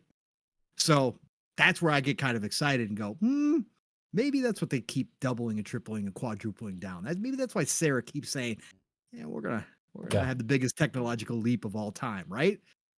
Maybe. It's gonna be a fun ride, man. I'll tell you that. It is. Always. Did we get Alvin's super chat earlier? No, I meant to get back to Alvin. I said it and then I totally forgot because then we get wrapped up in our speaking and then we don't. Yeah, so go ahead, read Alvin's. Alvin hit us earlier with a $5 super chat. Says the entire holiday marketing plan for Indy will also be advertising the spring PS5 release. This is absolutely intentional. Seismic shift in strategy. There also could be some interesting side effects with that, with media perception and actual reception of the game. I would add, because sure, there is always been this, like, with an Xbox only game, somehow the minds of these guys get twisted and into thinking automatically it only deserves so much, right? But like now they see it's coming to PlayStation. Does that mentally fuck with some of the games media and people like that are looking at this potentially in a different way now and are more willing to accept that this could be a great game? I don't know. It's a possibility. It's a conspiracy theory, or maybe an intentional one, but just changing the inherent bias in the back of their minds without them even realizing it. It's a possibility there as well, right? S Cruz with the $7.99 super chat says the console tribalism is dead, but fuck Nintendo. Xbox fans never beating the third place allegations. Hey, yeah, fuck Nintendo, because they are actually the most unconsumer friendly company out there out of all of them. Honestly, like they do like remasters that they'll put barely any work to and say, hey, you can buy this for only 3 months. Like Nintendo created a Disney vault of like laziness, like with a lot. And they do this other shit like Animal Crossing. You can only have one island per console just for the fuck of it. Like there's just a bunch of weird shit that they do that it's just, hey, why do you think there's 2 versions of Pokemon and 2 versions of Fire Emblem out there with exclusive characters on each one? Maybe they want to sell the same game to both games to the same consumer at times that's wanting to pay more a little bit to get everything. Like there's a lot of shit that Nintendo does. Also, like Pong said, they're running on fucking like an iPhone 6 still, pretty much. And like the new games look like you can barely read them on a big screen if they have text and dialogue. I'll be excited for the Switch too. I want to see what it looks like. I want to see if they can at least catch up to like 2018 times with tech and games and stuff. And if they do, I'll be celebrating. I'll love the hell out of those games. Mario Brothers Wonder was groundbreaking, Neff. Is it? You can be an elephant. It changes revolutionized revolutionary game. But everything. Starfield was stale. Starfield just doesn't. I still love that both those games came out at roughly the same time, and we got the reviews that actually, literally, have reviewers acting as if Super Mario Brothers Wonder was revolutionary for the franchise, and that Starfield was outdated. Yeah. I love it. Yeah, it's just a games media, man. It is absolutely fucking hilarious, though. It is. So anyway, yeah, I'm excited for Switch 2. Yeah. I'm excited, like, hey, maybe they give me a reason to want to buy the games again over there. It better be fucking backwards compatible. I'll tell you that. Yep. It's the one thing. Like I said, they've got my interest for the first time in decades with the Switch 2. Yeah. That's got to be backwards compatible. And please have some kind of resolution enhancement for like the past generation of games. Some kind of native thing that like Xbox does, enhancements for 4K automatically for old games and stuff like that. Have some kind of enhancement, because man, some of that shit is just ridiculous. And if any of you are mad still at all of this stuff or anything, The man that's responsible for destroying the entire industry, 3-bit, is in the chat. So you can Yeah. go ahead and direct It's all 3-bit's your fault. anger at 3-bit. Yep. 3-bit was Whatever actually you're the mad one. about is 3-bit's fault. 3-bit was the one that actually sent the he sent the memo. You know, it was like a Jerry Maguire style. What is that called? When you leave something for everybody to read about your thoughts on the company and stuff, a direction. God, what is it called? Remember at the beginning, and it gets him fired. How he said he wanted less clients. Are you talking like a manifesto? Yeah, manifesto. Yeah. Yeah. Yeah, the 3-bit actually sent the manifesto to Xbox about his belief about the multi-platform future.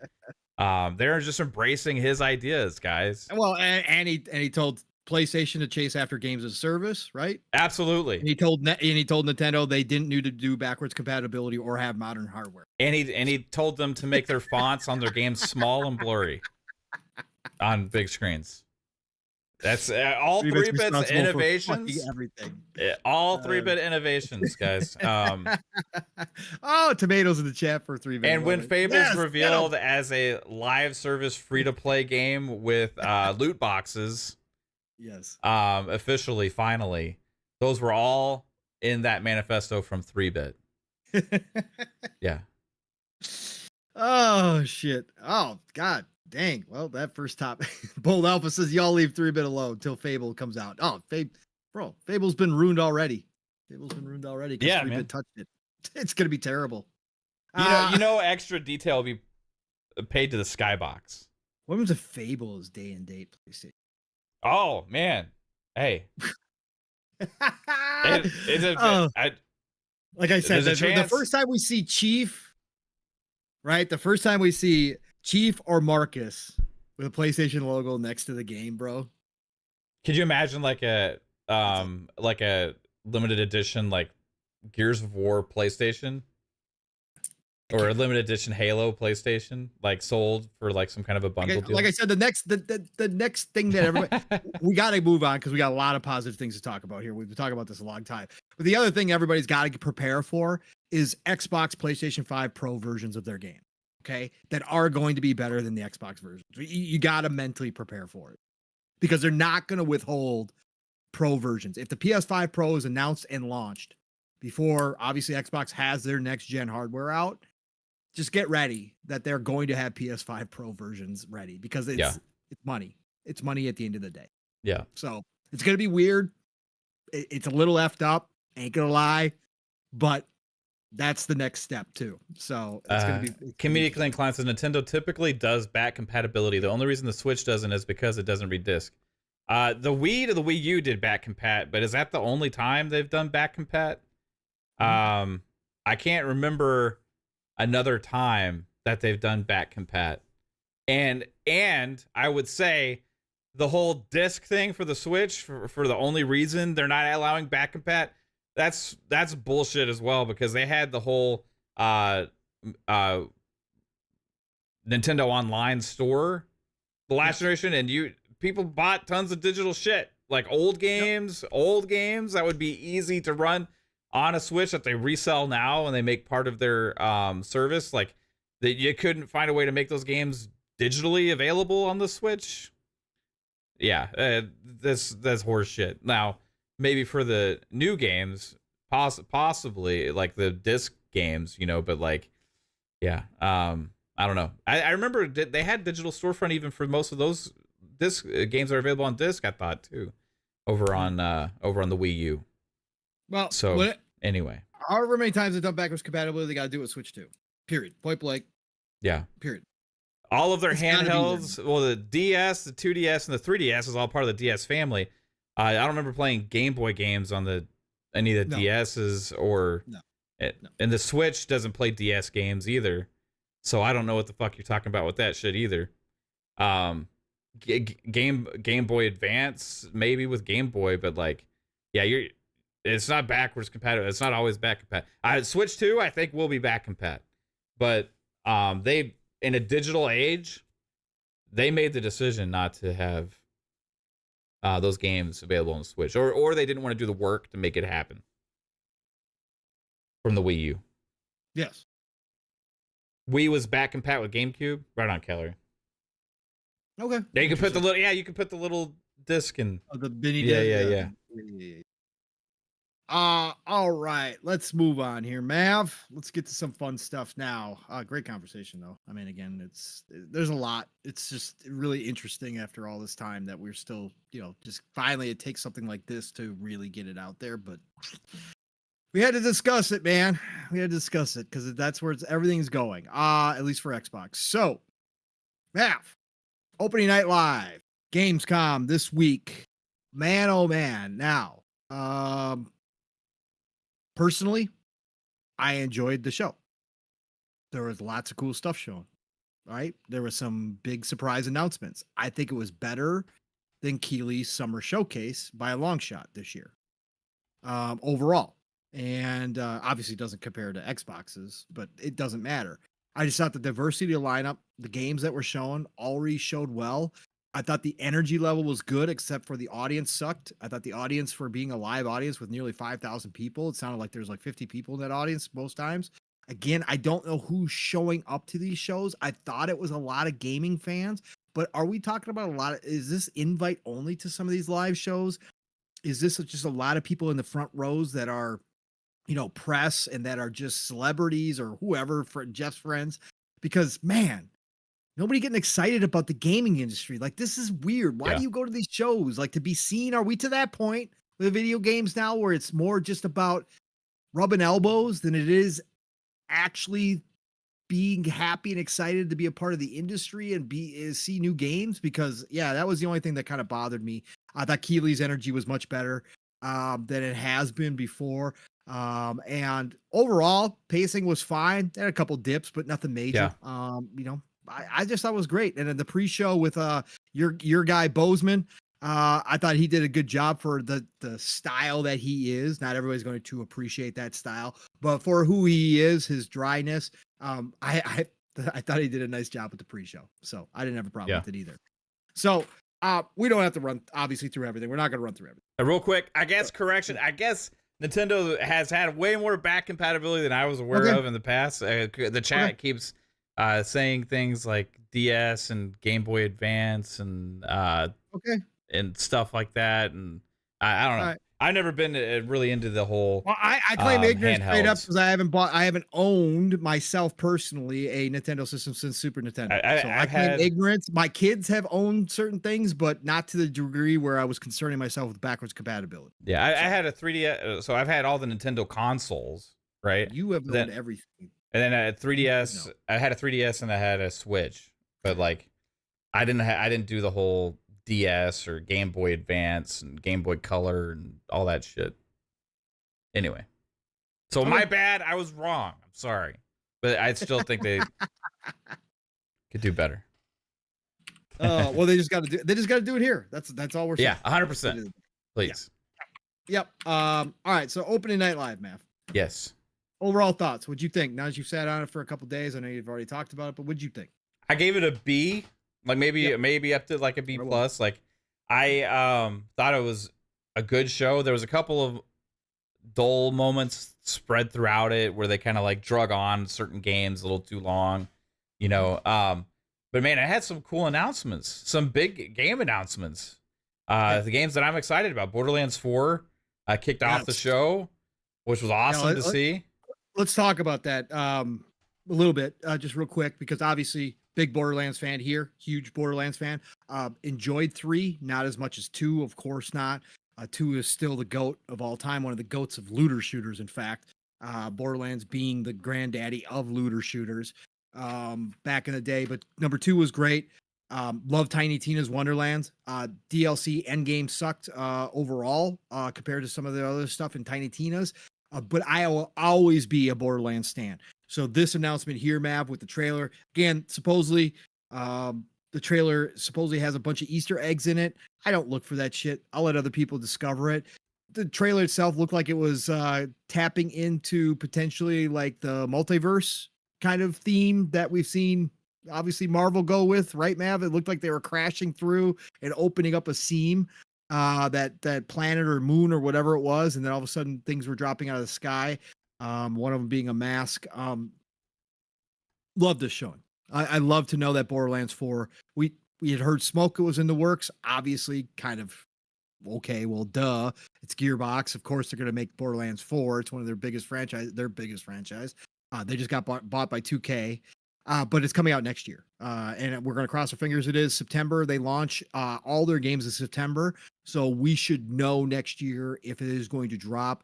And the date, some people say that they can see the date in one of the screens. That's September 18th, I think it is, of next year. So, but Borderlands 4, super excited for, Math. Even though we Yeah. didn't see anything gameplay wise, don't care. Don't need to. It's Borderlands. A lot of people didn't like 3. I loved 3. I thought it was fun time. I really enjoyed it. I just want another Borderlands game. I think they're awesome. Just stupid fun, right? Yep. And shenanigans, tons of loot, tons of crazy guns, funny story. Just it's a fun game, Yeah. man. Fun to play with friends too. Like, the franchise, I'm glad it keeps going, and I want to see that continue. But we also Shout got out to Randy for making Yeah. everybody forget about the movie, right? yeah. Maybe you should have announced this game before the movie came out. Yes, I heard some people say that too. Yeah. Shout out to Alvin with the $5 super chat. Says Borderlands 4 Game of the Year 2025. Sorry, GTA and Fable, you picked the wrong year. Oh, that's strong words. Whoa, Alvin. whoa. Strong words, Alvin. bro. A lot of good games next year, bro. I don't know. Yeah. So my favorite 3 moments were actually 3 game announcements, because another moment that for me that was the new Dying Light game. Okay.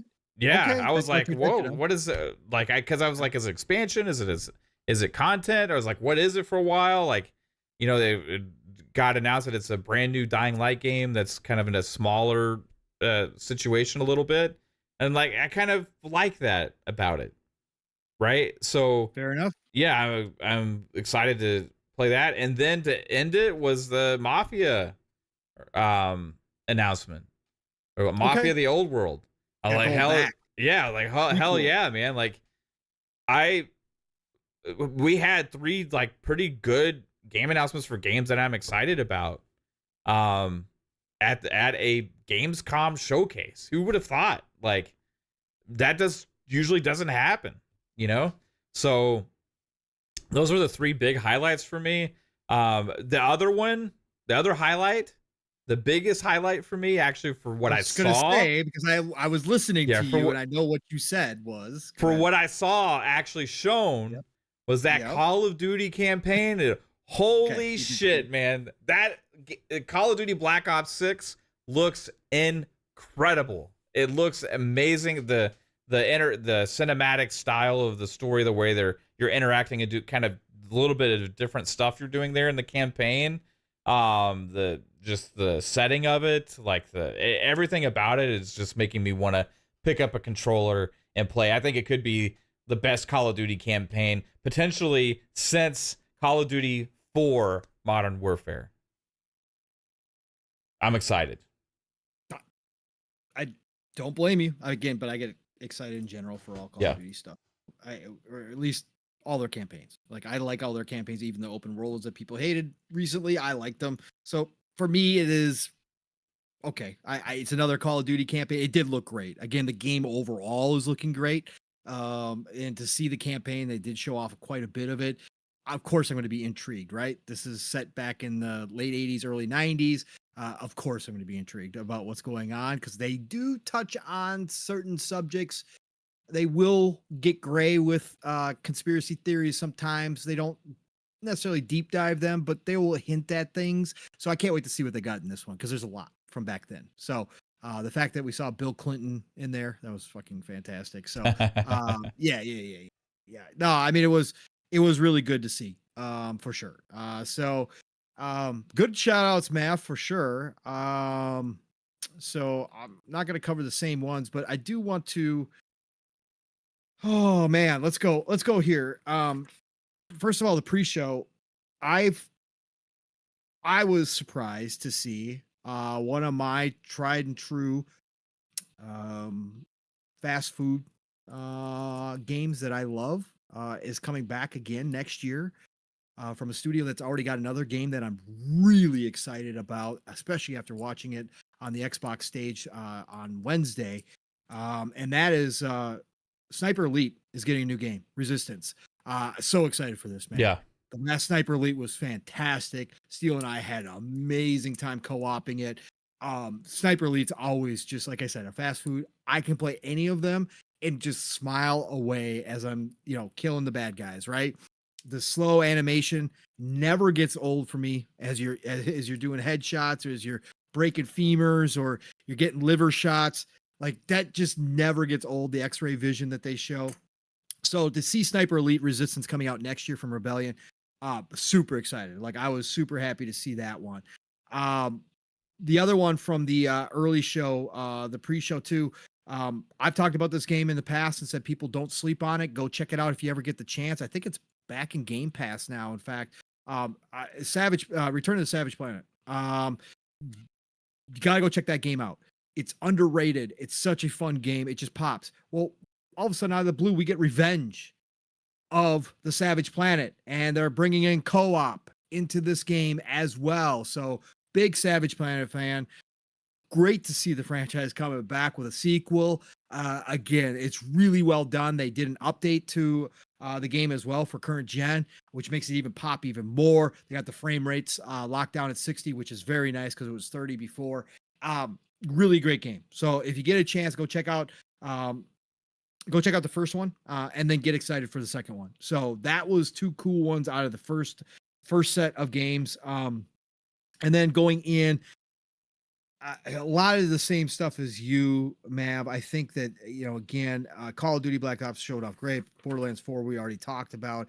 Arc Raiders, seeing Arc Raiders. We didn't get to see any gameplay. Yeah, that was disappointing. No gameplay, I would say. No gameplay, right? But we are getting a play test this year, right? And it is scheduled for next year. So we are going to get our hands on, if we choose to, it's going to be PC, obviously, with Arc Raiders later this year. So I can't wait for that. Trying to think what else. Obviously, Mafia, agree with you there. But obviously, Indiana Jones, Mav. Yeah. The gameplay itself. We just talked about the other stuff, the announcements. But the gameplay that they showed, again, take out Troy Baker. It's great that Troy Baker, again, he's doing a fantastic job. Again, I'm not taking, but I just don't need to hear him talking about every game he's in. I just don't give a fuck about Troy. Anyways, but the actual gameplay map that we saw this time around, more of the gameplay. And again, they did bigger pieces that weren't necessarily fast cuts, which is what I talked about prior to the show that I wanted to see. Really just keeps raising my level of anticipation for this game. They something you and I both said after the last showcase, after the Xbox showcase this summer, this is going to feel like the best movie that we never got out of the Indiana Jones series since the old ones. I think this is going to capture the Indiana Jones spirit better than anything since the first three movies. And to me, that is just awesome that Machine Games has taken their time to do that and respect the IP. And obviously Todd has a huge love of Indiana Jones, which is helping this because he's the one who's driving it. And so for me, that's the best part about this. And then we got some word from people, Mav, too, with hands-on with Indiana Jones, that obviously there's a lot of the old Butcher Bay team still at Machine Games. That's what I've been talking about, man. You've been mentioning it. You mention it all the time when we talk about Machine Games, and hats off to you all the time. People don't remember, right, that they did Butcher Bay. And other games, but Butcher Bay is it was Starbreeze guys that founded Machine Games. Yeah, correct. Yes, correct. Yeah. But a lot of the old team must be there because people's impressions of the gameplay. A lot of people came out and said it feels like Butcher Bay is back. Like, okay, all right.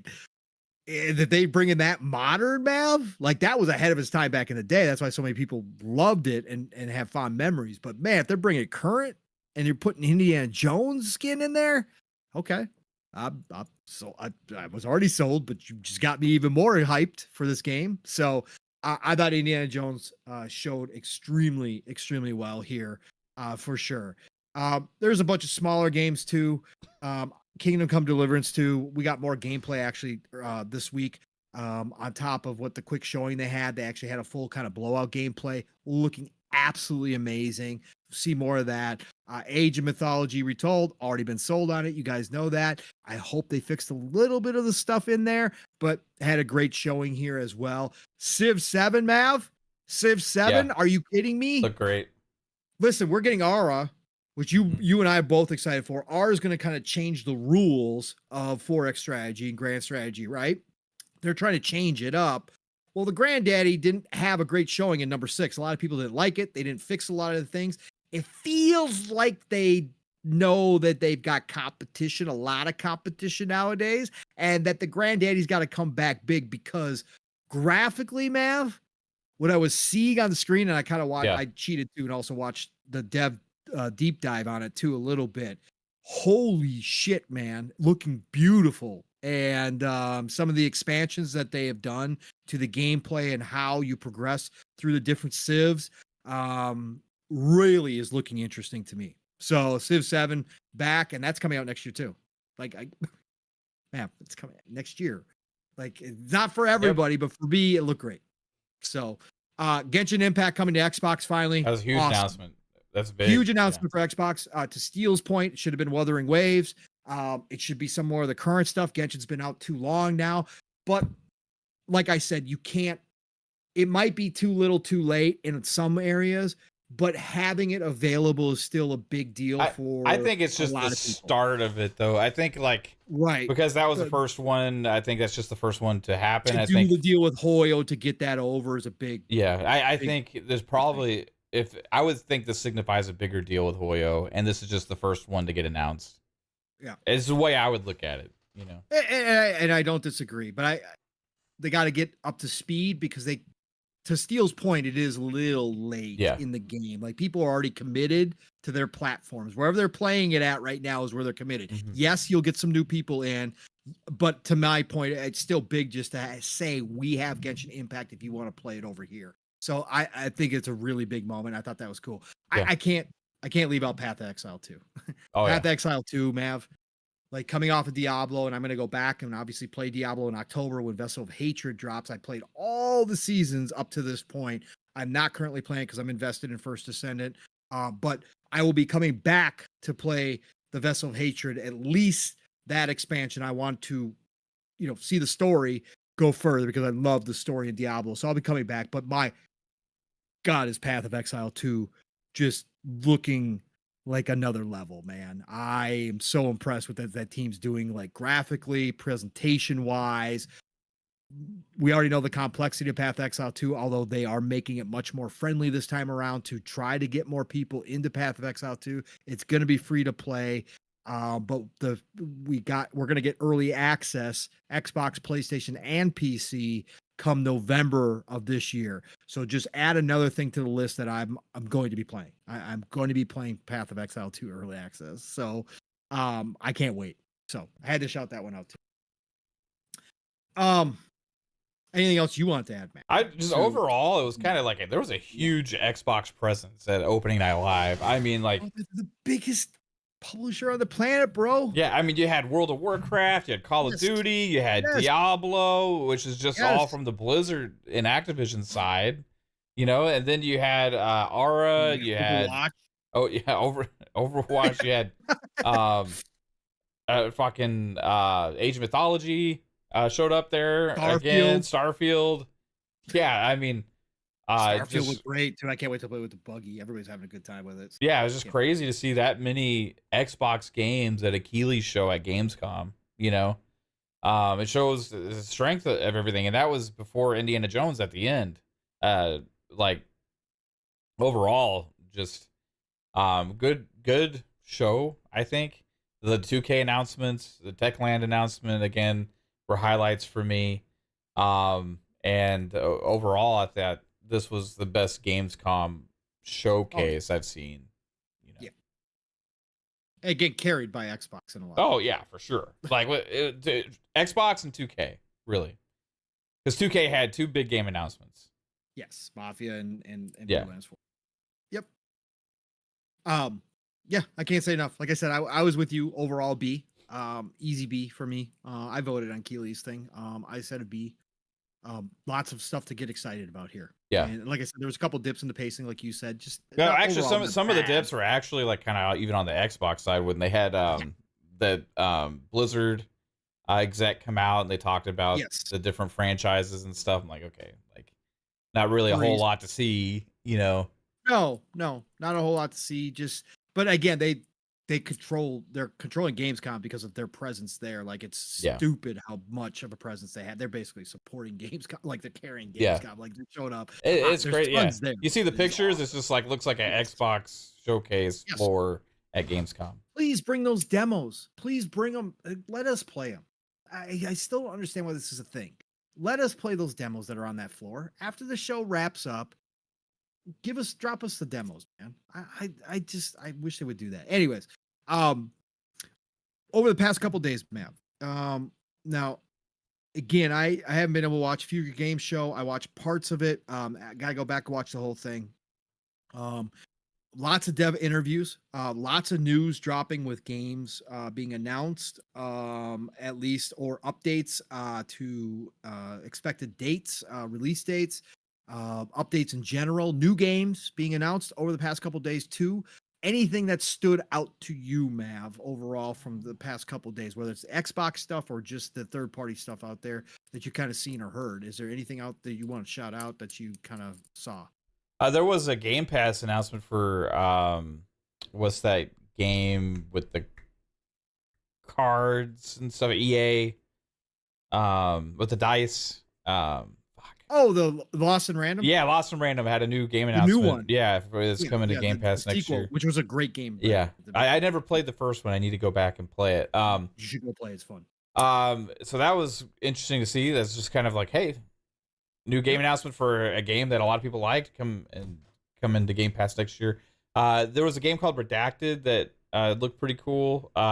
Kill Knight. Kill Knight looks fucking great, and we got a release date that is coming October 3rd to PC, Xbox One, Xbox Series, PlayStation 5, PlayStation 4, and Nintendo Switch. Yeah, Kill Knight is going to be frenetic. It's going to be crazy. Yep. On the other end of the spectrum, I saw a kind of like I watched extended gameplay of what's the Tales of Berserker, is that the name, or the first Berserker, or last Kazan? Yeah, the Kazan, Berserker Kazan. I can't remember the. Yep. And I had been kind of really like, oh my god, it looks awesome. I was actually really excited to see that at opening night live too. And then I realized just watching the pure gameplay of it, like maybe it's not actually going to be for me. After all, I think the trailers, they've done such a good job highlighting the art style and some of those things, but like actually just watching the pure gameplay for it, like I don't think I'm gonna be as into that as I thought I was. It doesn't quite grab me with the art style as much as they've done with the really well cut trailers and stuff, and the gameplay looks more like something I'm not interested in as much. Hardcore Souls. Yeah, super hardcore, right? So I'm probably gonna be skipping that. Other than that, like, I thought another cool announcement we didn't mention, I don't think we mentioned, was the surprise update with a vehicle for Starfield, right? Yep. The Rev 8, which was done extremely well, like a car commercial. Which I thought that was amazing, fantastic. dude. I love the song in it too. I gotta go look up the song. But the also that update had a Series S performance improvements. Series S running Starfield at 60 frames. How is this possible, man? It's not. It's impossible. It can't be done. We've been told by devs, we've been told by fans, we've been told by everybody that's impossible, that we should never have asked for 60 frames on any of these consoles, especially the Series S, because that was just never going to happen. Yeah. I see Bold Alpha says they have a new deep dive out on Kazan. Yeah, that's what I watched that made me lose interest on in it, actually. So that kind of unsold me on the game in a way. Not that it looks bad. It just learned more about the way it is. It's just not as much for me. And let's see, what else was there? There was they showed a little bit of the flight sim stuff today, which looks really cool. Yeah.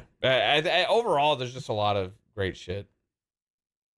Yeah, Brett Bingham brings up an interesting point. I did see that during the interview, by the way, Brett. Good point with Phil too. He talked about. They asked him. They asked him and Sarah about some of their favorite games that they're playing currently, right? And he brought up Kunitsugami from Capcom. Yeah. And when he was talking about it, he actually mentioned that he was excited that Capcom's doing new IP like this and trying stuff like Kunitsugami, same stuff that we've kind of talked about, like this is peak Capcom. But with that, he mentioned that they helped fund Kunitsugami. And that's how they obviously got it in Game Pass. It was obviously part of the Game Pass deal. But he was excited that they were trying this kind of stuff and they could step in and help Capcom realize, that idea of this game that was not a mainline franchise, that was a brand new IP, that was kind of different with the blending of genres, the tower defense and the action and all that kind of stuff, that they could help go do that. So they are cutting deals out here, folks. They're still to this day. Like we know that, right? And it's not simple just, hey, Game Pass deals. They're helping some of these big companies fund games as well, kind of like Sony did with Stellar Blade, etc. But just different. But they get it in Game Pass, and it's a great win for Xbox gamers. So I did see that, Brett. Yeah, for sure. I wondered if there's any other games that are yet to be announced that they're going to. I'm sure there is. There is. I'm sure we'll hear about them, brother. Again, they move quietly. I would like to see more, especially the Eastern stuff. But it's good news that they, got a nice, strong relationship with Capcom for sure. Yeah, for me, Mav, the stuff that I've seen, Crimson Desert is showing up big. Yeah, they look good. Bro, we need a release date. I need to know when that's showing up. But Crimson Desert, wow. Again, Steel and I have been all over this. You've been all over this, but Pearl Abyss is special. And what they're going to do with Crimson Desert is going to be one hell of an RPG when it shows up. Single player experience, taking what they understand about action combat and turning that into a single player RPG with tons of physics, tons of mechanics, open world, craziness happening. Can't wait for Crimson Desert. The other one from Rebellion, Atomfall. Oh, yes. Dude, I saw the gameplay trailer for that today. Did you see the dive with the dev? Yeah, man, it looks really good. Oh, Mike. Like, this was when they showed it, right? Because this was the one at the Xbox Showcase where we were like, what the hell is this? We're like, Rebellion. Yeah. It wasn't Sniper Elite. We were like, what is this? What do they do? Everybody go watch IGN's Xbox coverage. They deep dive it. On it's Wednesday's coverage, right? Because Wednesday was the first day of actual gamescom, or was it Tuesday coverage? Might have been Tuesday coverage. I think it was yesterday, but I could be wrong. I think it was yesterday. I think it was when. I'm pretty sure. Yeah, pretty sure it was Wednesday. But go check it out. Right, Atomfall. Their breakdown, Mav, sold me completely. I forget the dev's name that was up there. He's one of the lead devs, but how he was talking about the game, and then during his interview, they had the gameplay in the background. So there was about 15 to 20 minutes of gameplay. Man, they're nailing it, bro. They're like taking inspiration from a lot of different games. Fallout and other stuff. Yeah, you're going to be able to interact with NPCs. Some NPCs, you're going to have to trust or not trust some NPCs. Like he's like, you're going to have to decide if some people are telling you the truth because some of them are going to be lying to you. Like if you're going to help them, like, it just looked awesome, Mav. And it was based, obviously on a real, one of the first nuclear fallouts, he said, actually happened over there. And nobody's really ever done a game on it. So that's why they did it. Obviously, that's the only part of it that's reality. But how they're handling it and letting you go choose and make choices and consequences, Mav, and it's going to be kind of a survival, open world, first-person shooter game like the Fallouts, like your Stalkers. Like, it looked fucking awesome, man. It looks like kind of like a little bit more fun version of those, right? Yes. And like one thing about Rebellion and stuff is their gameplay is always super solid. Yeah, especially the gunplay. Right. So that's what has me melee. Yeah. Man, this is what has me intrigued with this. Like, how's it gonna play? With all that. Like, I'm looking forward to that. That's Game Pass day and date too. Like, it's Game Pass day crazy. And date. I don't even have to make a decision on it, man. It's just gonna be there. Nope. And Sniper Elite Resistance 2, by the way, is Game Pass day and date too. By the way, that was announced. So we're getting both Rebellion games. Oh, the new So Sniper Elite's actually yes, coming to Game yes, Pass. yep. On the trailer, it had Game Pass at the end of it. Wow. Yes, sir. Didn't the last one launch in Game Pass? I forget. Yep. It sure did. They've obviously cut a deal. Yeah, they got. Hey, Yep. just acquire Rebellion, make it the next one, Right, guys. Let's go. exactly. Hey, Let's well, go. you know you're releasing games everywhere now. It doesn't matter what you acquire. Like you can just like acquire everything. Just hey, Why not I want every developer really put the dominate everything? dominate the gaming industry. Put everything in a subscription service. I'll play it. I sure, why not? Let's do it. But yeah, that definitely Adam Fall definitely. When I was watching the dev direct, the deep dive, I was like, yo, you guys got me. I'm in. I was already interested, but you guys got me, so I can't wait till next year. What else caught my attention? I'm trying to think if there was anything really big else that I see. Again, I've seen so much, but I haven't been able to like really focus on it yet because I've been watching it at work. Because again, the times are terrible. Yeah, right? yeah. During the day For the US, for most of us, we're at work. God damn it. So but I think those two for sure showed up. I did see the gameplay, the new gameplay for Greedfall 2, Mav. Looks really good. I dropped that video from Haz in our DMs too. There, because this time around it's going to be, you're going to have party and you're going to have other characters with you, and you can do the Dragon Age thing where you pause and do strategy with the tactics and stuff. This looks really good. I was curious how they're going to pull this off with a party. It looks like they've done it. So Greedfall 2 is definitely on my list. So yeah, again, I gotta go back and watch Futures Game Show to see if there's anything else that I need to pull out of there. I need to watch some of the dev directs and deep dives that they've had. They've just had so much every day, and it's not done. Tomorrow's another full freaking day. But Mav, let's kind of just piggyback off of this because this is all a part of Gamescom. But I want to talk a little bit about the word on the street on Avowed. Now, I have not had a chance to watch Defining Duke yet with Cog and Maddie talking about it. Cog got hands-on with Avowed. He's an Obsidian fan like I am. But I did hear some of the kind of word on the street from different people and from what people are saying. A lot of positivity here, man. I only saw one article that was not positive per se about Avowed. Everybody else is having nothing but a grand experience playing behind the scenes here at Gamescom. Again, you guys all know how I feel. I think this should have been launched. I did hear the controversy today a little bit. Now it's early. We don't know for sure, but Cog and Maddie did point out that much like, I even hate to bring the name up next to it, but anyways, Redfall, all the preview hands-on is on PC only, no console version, and 30 frames is possibility. Now they've got their delay, so we've got until February, so a lot could happen. But 30 frames coming out in 2025 on the Series X. I this is like it would tell me if that's the case, if that's the smoke that the delay was not about we have too much to play. Well, then stop telling us it is. Yeah, again, stop bullshitting us. Whatever, whichever way it is, stop bullshitting the fans. Anyways, but overall though, man, the positivity, the sentiment around the game is that everybody is loving what they're playing, that they feel this is an Obsidian game, that they can see the characters, like, okay, the decision, again, people haven't gotten a long time with it, but they can see the kind of framework for your classic Obsidian adventure is there.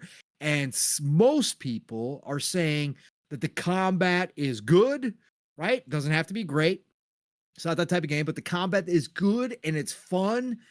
And just a lot of people's excitement levels, even if they weren't the hype men for this game, are now kind of increasing after having a little hands-on time. What did you think about what you've been hearing about Avowed? I mean, I've just heard positive things for the most part. Again, like I'm excited for it. I hate that I have to wait till February, but it is what it is. Like, to their point, at least I will have a lot of shit to play. Like, so I will be content waiting for it.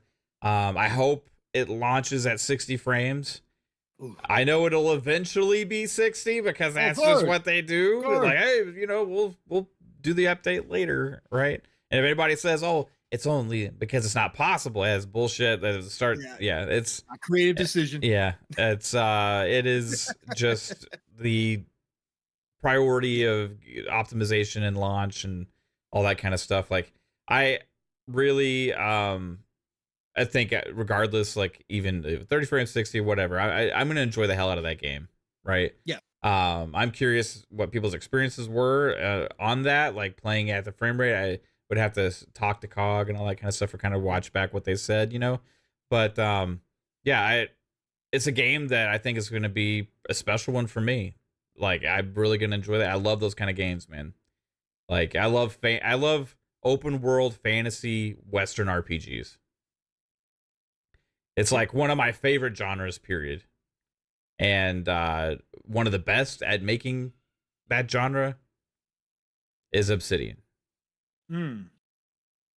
So super happy to see, I would say that one of the best at making the Western RPG genre is Obsidian. This is kind of their first non-CRPG fantasy based one. Before they did Outer Worlds 2, which was post-apocalyptic sci-fi or whatever, right? So yeah, I'm super excited for this. Yeah, you guys already know it's my most anticipated first party title, coming out anytime soon from Xbox. So it was for this year. It'll continue going into February next year. I can't wait. I love Obsidian. I love what they do. Again, it's 30 frames on console. I'll check it out on console just like I did with Starfield. Maybe I won't mind Yeah. it, but otherwise I do have my PC as the backup, so I will play it on PC to get the 60 frames if that's the case. I don't like to hear that in 2025, especially a game that's been this long in development like it has been. But again, as an RPG fan, I've said all along, Obsidian is right there when it comes to storytelling, character creation, world building, right there along with the greats, including Bethesda. And that's why I want to see them do a giant game like an Elder Scrolls or a Fallout someday. But I'll take this smaller experience set in the Pillars of Eternity universe. It sounds like they brought some of the humor to the game, so I can't wait for that because usually Obsidian does get me to laugh a few times during their games out loud. So can't wait to see what they've done there. But yeah, getting excited, Mav, and all the positivity around it. Hey, I'm all for it. Yeah. Again, I've always had the faith in this game. It doesn't matter to me really what anybody would say. I still was excited for it. So the people's complaining about Starfield didn't affect your enjoyment of it whatsoever. No, you guys all know that. And the screenshots, I gotta say they've been launching a lot of screenshots too. Obsidian's been dropping a lot of screenshots. Gorgeous. Like the lighting and the atmosphere in some of those. It's going to be a pretty game based on the art and the color of the worlds and stuff. Looking forward to it. Part of the reason it's going to be so gorgeous is a lot of things people are complaining about when they first saw the real gameplay reveal, how colorful it is and stuff like that. When you're in like these caves and stuff and you see these colors popping in these environments, it's going to be fucking gorgeous, man. Looking forward to it. Yes. Another game getting a lot of positivity, Mav, at Gamescom, and I watched the dev kind of break it down. I don't need to see any more of this game either. I've seen tons of it. I just can't wait for it to drop, but it is playable there unlike Avowed, this one is all on Xbox. They've got consoles there. People are playing on it. And that's Stalker 2. And John Linneman, again, whatever you think of John personally, don't care. Again, Digital Foundry does what they do. He played it on a Series X and said, quote, "It's shaping up very well technically. I'm impressed. Surprisingly great image quality too." So it sounds like that Stalker 2, for all the trouble that team has been through, for all the delays that they've had to put out there to get this game out, Unreal Engine 5, sounds like they've nailed it performance-wise, Mav. So I think we're going to get a 60 frames mode. That's what everybody's saying for Series X at least. Probably for Series S as well. But Stalker 2 is sounding like it's shaping up to be great. Yeah. People playing it there. Gamescom said completely different, much more polished than what they had played previously, where we had heard some mixed reviews behind the scenes about what Stalker 2 was shaping up to be. everybody at Gamescom playing on Series X's saying it's playing very well, and they're extremely happy with how Stalker 2 looks to be turning out. So Yeah. can't wait for that. Starfield Shattered Space, man, we got some new details about that this week too at Gamescom. On top of Rev 8, on top of them dropping the buggy, which has already been modded into everything from a van to to the actual Halo Warthog, right? Already, like, again, anybody who thought that the Starfield modding community was not going to be much, okay, surprise, surprise. It's actually shaping up to be quite a robust modding community for Starfield, who are doing a lot of great things. But on top of that, man, we got some details about Shattered Space, which, oh boy, the trailer definitely was spot on. Sci-fi horror vibes comparable to Fear. Yeah, I saw that. That's gonna light up a lot of people's eyes, man.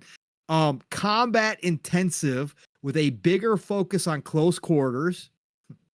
Gonna light up a lot of people's eyes. Self-contained plot on a handcrafted location, which we knew. Visit the home world of House Varun, where space has literally shattered. Planet has a more alien feel. Atmosphere comparable to Fear. Again, releasing September 30th. Xbox PC for $30. Mav, get a little bit more excited for Shattered Space even? Yeah, it seems like they're kind of created this, like, in a way, this own story shooter within Starfield that's going to take place on this planet. Like, hey, let's take Starfield and let's make this isolated, bigger experience and kind of give people a taste of some of what they wanted out of it to begin with. For the people that felt like it didn't have everything they wanted, this is kind of like, hey, let's just jam pack this with a bunch of handcrafted content, and deliver kind of a unique thing. I think that's what we're getting with this. I think there's going to be interesting updates. I'm excited because that's my favorite thing in Starfield as far as like the factions or the classes and stuff. Like the House Varun has been the most intriguing. So I want to go there and see everything that's going on and explore that, because those people are crazy, man. Like they live a different kind of life, man. I haven't even gotten into the storyline. I haven't gotten any of the faction storylines in my $400 a play. Oh, so, dude, yeah. If you companion with Andreja, like her storyline even like is interesting, and you learn a bunch of stuff, and they're still all back at headquarters. I haven't picked up one of them. Yeah, no, man. $400. I'll tell you, Sarah is moody.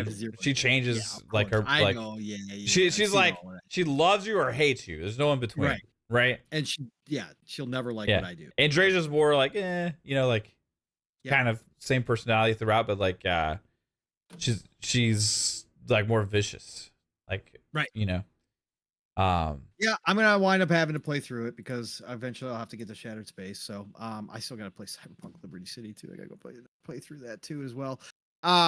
Kate says you need to do the Crimson Fleet. I've started the Crimson Fleet. I've done one mission for the Crimson Fleet. I had to do it because I needed a place where I could sell all my stolen shit. Right? Yeah. So I had to. That's the only reason why I did the first couple missions, was to open up the spaceport so I had a safe spot to go to. Kate had downloaded all these mods for Starfield, and like she got into this weird glitch where she had stolen a ship, right? Yeah. And she was on a planet. She was on a planet, and the jump. She obviously had done her saves and stuff without realizing this was going to be an issue. But her grav drive was only big enough to get her to one other planet or one other system. So she couldn't get to a system to change ships. Oh, and then the skill points she didn't have allocated enough to like improve the grav drives enough. Yeah. But I think it was a glitch because we uninstalled, did a bunch of different things and stuff, and then it ended up just working after that. But it was like she had like 18 light year jump distance, and like all the systems around her had like requirement of like 21, 22 at least, except for one of the systems. So She's just been trying to migrate and trying to figure out how to find another ship finally, all these other kind of things. And she was spending hours and days like between these two systems, before we were able to get it fixed. But it was crazy. There Yeah. was no way she could pirate another ship. No, there was none of that showing up. Nobody would attack her as she. Well, her ship sucked so much that she was in that, and then the system she was in, the ships that would show up occasionally were like super high level, right? Okay. There were like really, really, really high level ships, and it became like if you're able to survive, like you couldn't like specifically try and like target stuff and things like that. Okay. So that'll suck if you can't do that. Yeah, it was nuts, man. But yeah, got out of it. And then we couldn't even do an outpost to do like a ship technician thing because she didn't have enough material. Like so there was just no way. It was just no way out of the situation. Unlimited grab jump. That's what you needed. We ended up downloading a mod that had like a ship services thing within it, but like that didn't have access to everything. Then we finally got a mod that give a slight boost to the grav drives that got us to a different system that had a ship guy, and then it was broken. And when you try and talk to the guy, nothing came up because that mod had broken that. So then we had to delete all the mods, delete everything, and eventually we just looked and hey, all of a sudden she can travel to other systems. I don't know how it fixed, but it fucking fixed. Okay, well, good. I'm glad you got it fixed because that would suck being trapped in that. She says it worked after she left Aquila, after it let her go to Aquila City and take her and all of her contraband. So must have been a glitch with something. I can't wait to get back to Starfield. I do miss it, man. There's just so many games to play. That's what I said. I said I wish I was one of those people that could just dedicate myself to one or two games. I can't, as much as I love it. And again, Starfield's generational game, my favorite game of all time for me.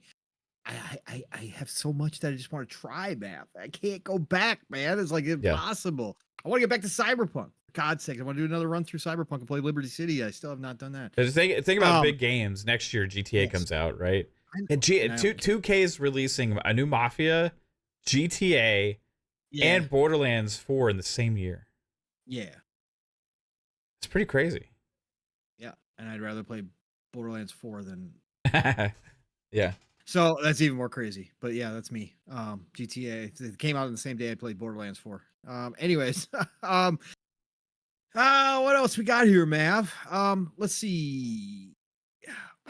There's just so much just little stuff in here.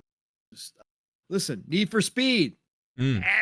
Everybody's like, what? Need for Speed Unbound? Listen, they had got in on the Gamescom action this week by announcing a massive update to Unbound. In fact, it's so massive that I am going to probably wind up re-downloading Unbound again. Yeah. Because they are leaning heavy into cops versus racers, right? They are once again... It's a free update, too, to the online, right? Yes. And it's in Game Pass, too. If you got Game Pass, it's an EA Play, right? It's in Game Pass, man.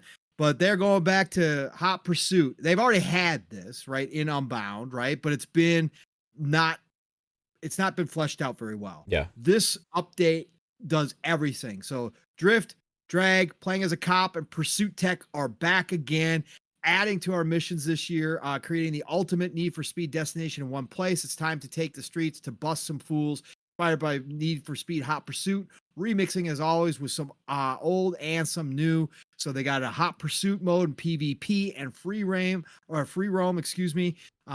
OG cops versus racer experience. You get to play as both. 4v4 mode, plays around as a cop, catch the racers, and around as a racer, win a race. You get busted, you'll come back as a cop for a chance to score some points by taking out the remaining racers. Like, they are doing so much. You should see the notes, the patch notes on this. They are updating everything. They've added new cars. They've got, again, go check it out. They got new cop customs in there, everything. Again, this is, I'm probably going to re-download it and check it out because that's how big this thing is, man. I can't wait. Yeah. So they continue to support Unbound, which is crazy because it did well, but it probably didn't do as well as they had hoped as a comeback tour once again for Need for Speed. But you know, Mav will tell you it's freaking awesome. Steel really liked it too for a long time. I said it was the closest thing to the old Need for Speeds. It didn't quite match them, Mhm. of course, but I thought it was the closest they've done in probably 4 games at least, right? So I thought it was a good entry. And like I said, I'm gonna re-download it. So but that was Need for Speed Unbound update. Go check it out. Hot Pursuit back at it yet again, which is huge. I think For a this is lot how of people. you make these games successful. Though, keep doing these updates, grow the player base, and make it into like a thing. Like this game's been out for a while. For them to doing these kind of Yes, updates on it is pretty damn awesome. pretty damn. Yeah, no doubt.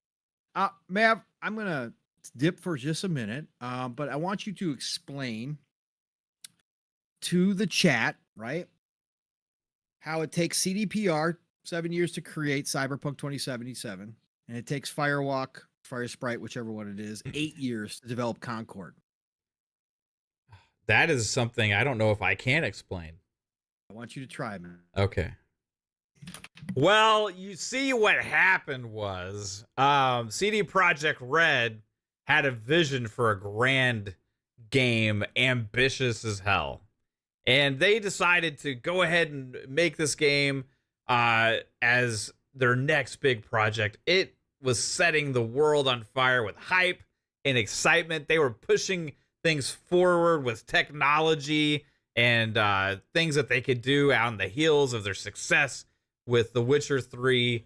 And they were given a lot of time to try and produce this amazing leap of ambition. And they failed miserably out of the gate on last gen hardware because the game was just so forward thinking and ambitious that it was even crazy that it existed on last gen hardware. However, they eventually got it fixed with updates and amazing game. Cyberpunk will, I think, go down for a long time as a big time success actually in the end of things, right?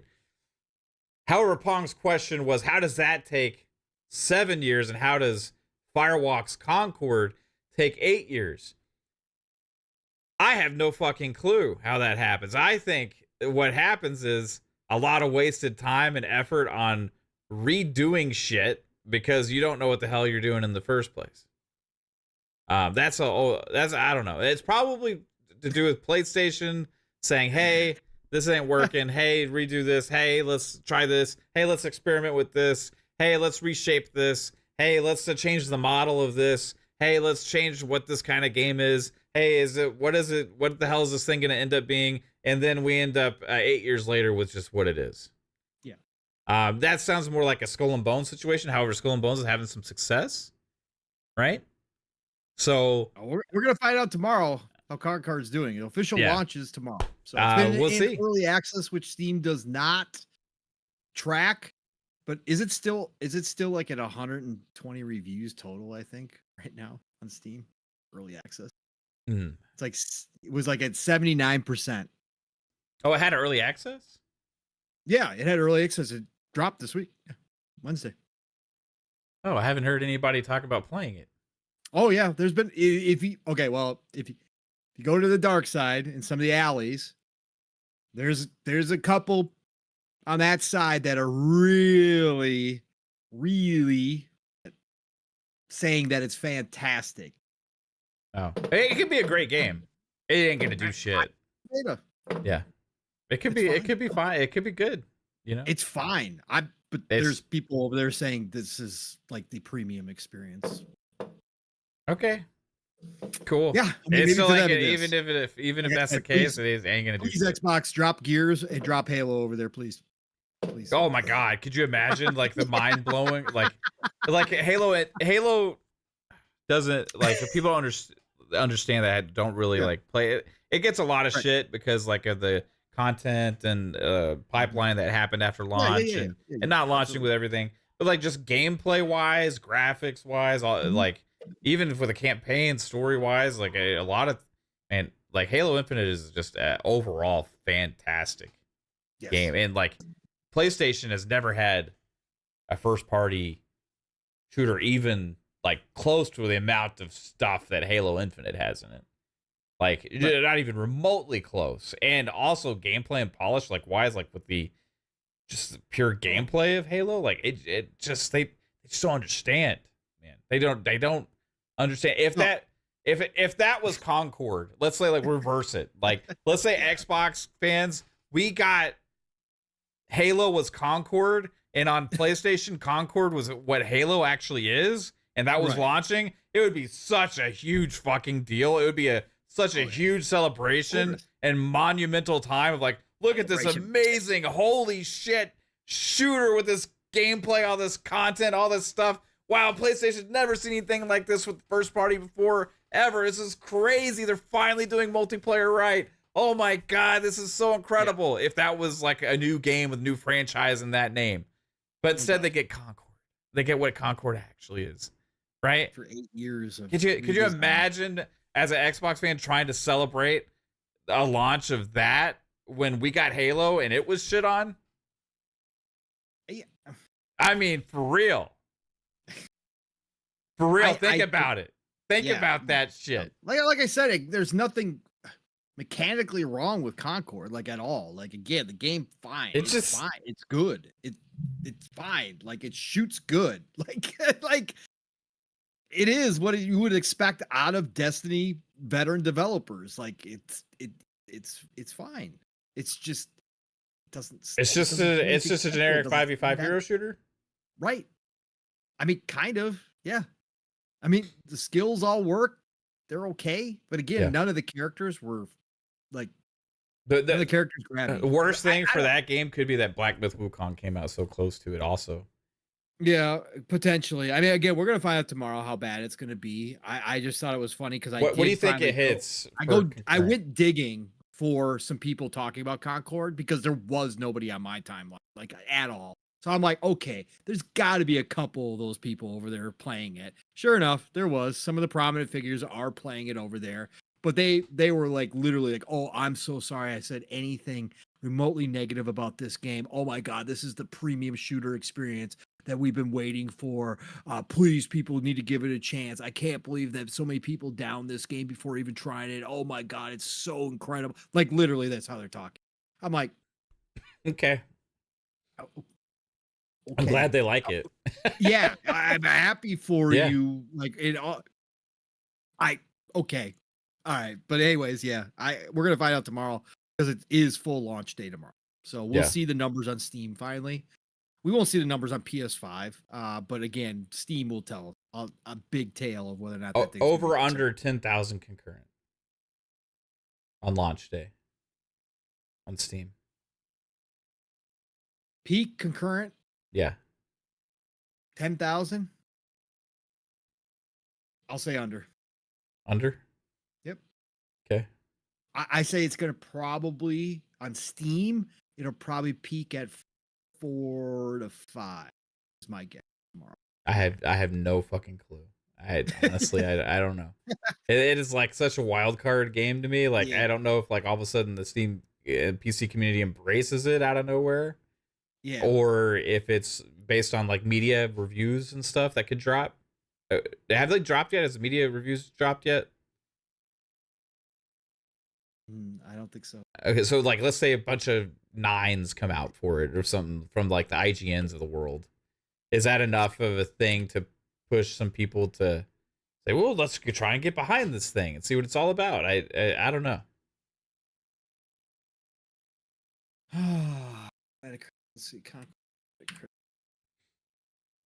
I'm thinking I agree with you though. I think it's probably gonna maybe it gets closer to 10. I don't think it'll hit over that. Yeah, Metacritic says nothing. Yeah. So how come there wasn't so much conversation about hiding review score or like embargoes and all these other kind of things? Remember there was a multiplayer game that launched for Xbox and like people were making a huge deal that it didn't have reviews like a week in advance. Of course, because everything's always different, bro. Things always different, man. Goalposts always move. Anyways, I just thought it was I can't believe it's 8 years. And I can't believe more people aren't saying how many games have been slandered for how long it took them to develop, man? Like how people were even upset at how long it took CDPR to come out with Cyberpunk, Yeah. right? And that's an open world, massive Western RPG. And now the dev freely comes out on Concord and says, "Oh yeah, we've been working on this thing for 8 years. I've been here for 5." It's crazy. Excuse me? Like we just get done talking about how this industry is fucked up because of time that it takes to develop, along with the resources it takes to give devs that time. And you're just casually saying Concord, a 5v5 shooter, took 8 years to develop. Okay. Now we know why. I mean, now we know why Sony didn't cancel this one. The investment was fucking massive. Yeah. It had to have Well, been. It had to have been. Even if it was a small team, even if it was a small team to start, it had to be a massive investment on top of them buying the studio. Like, that had to be a massive investment for them, and that's why they didn't cancel this game. I hope it finds success, man. I just don't see it. I don't see it happen. Yeah, I I don't want any game to fail. I hope every game does well. Again, I played it. I did it on purpose. Like, you know, Nixie over on Living Split Screen in our chat, you know, asked me and Steele if we would play it. Steele said, "No, it's not a game for me. I'm not playing it." I said, "Sure, Nix." I said, "I'll pop it in. I'll pop it on the PC and I'll try it out." I did. I played it. Right, got my character up to whatever it was, level 9 or 10 or whatever the hell it was. And again, I don't think the game's horrible by any stretch of the imagination. It's just exists. Like, it's just good. It's not like great. There's no characters that grabbed me and said, "Oh, I want to really find out about this character. I want to keep playing with this character." Like, the characters, which are a part of these hero shooters, massive parts of the hero shooters, they've got to be appealing. And to me, none of them were. Like, there was none that I got like gravitated towards, right? So, but mechanically, did it work fine? Yes. I thought some of the maps were way too big for movement. Some of the maps were good and fun. They're fine. But just overall, it just was a game that existed. It didn't stand out in any way, shape, or form. It was like, "Oh, okay, I want to come back and keep trying this." No, especially not at $40. Like, free to play. Okay, well, you might grab some people to keep coming back a little bit for it, but 40? I don't think so. But we're gonna find out. I guess last thing we'll follow on, Mav. It's already been freaking 3 hours. Crazy, man. Last thing we'll follow, unless you got something else you want to add to this week at Gamescom. Is there anything final thoughts on Gamescom week so far? No, we got a whole nother day tomorrow. It's Gamers Christmas, bro. There's tons more we could talk about. We said we were going to talk for 2 hours about Tokyo Extreme Racer, and we've given it like 2 minutes.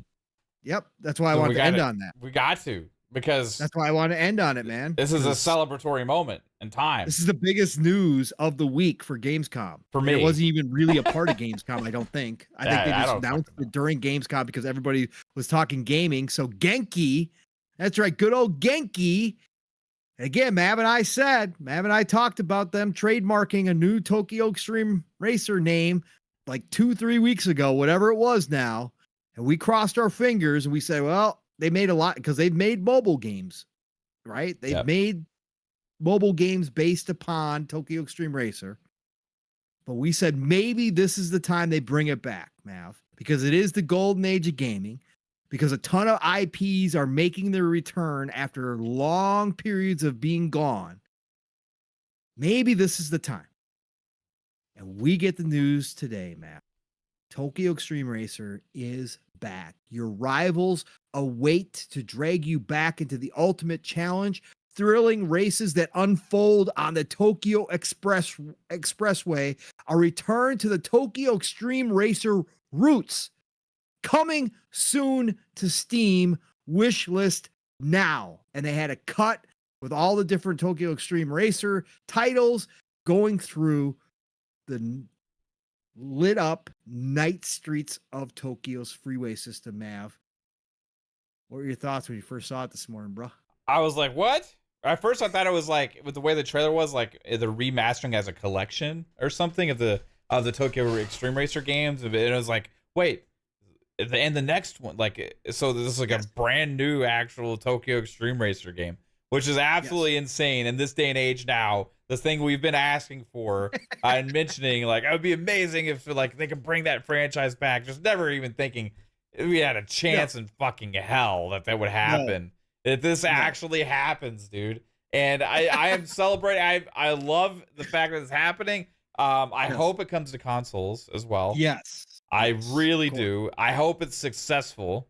I hope people embrace it. I hope it's good. I hope it's not some janky ass little piece of shit. Right? It could be. Like, but I hope it's delivers the same kind of feeling and experience I got from the old schools of Tokyo Extreme Racer, and bring it back to glory. And I will play it, man, and I will love it. And I will, if it's good, I will be preaching about this game on Fun Speculation for years until people play it, so we can get a sequel and then another one and another one, because it's a franchise I just want to exist. Bro, if they do it the old way, they say they're going back to the roots, right? And this is planned release is 2025 according to the Steam page, right? So you can go wish list it right now. It is from Genki. Yeah.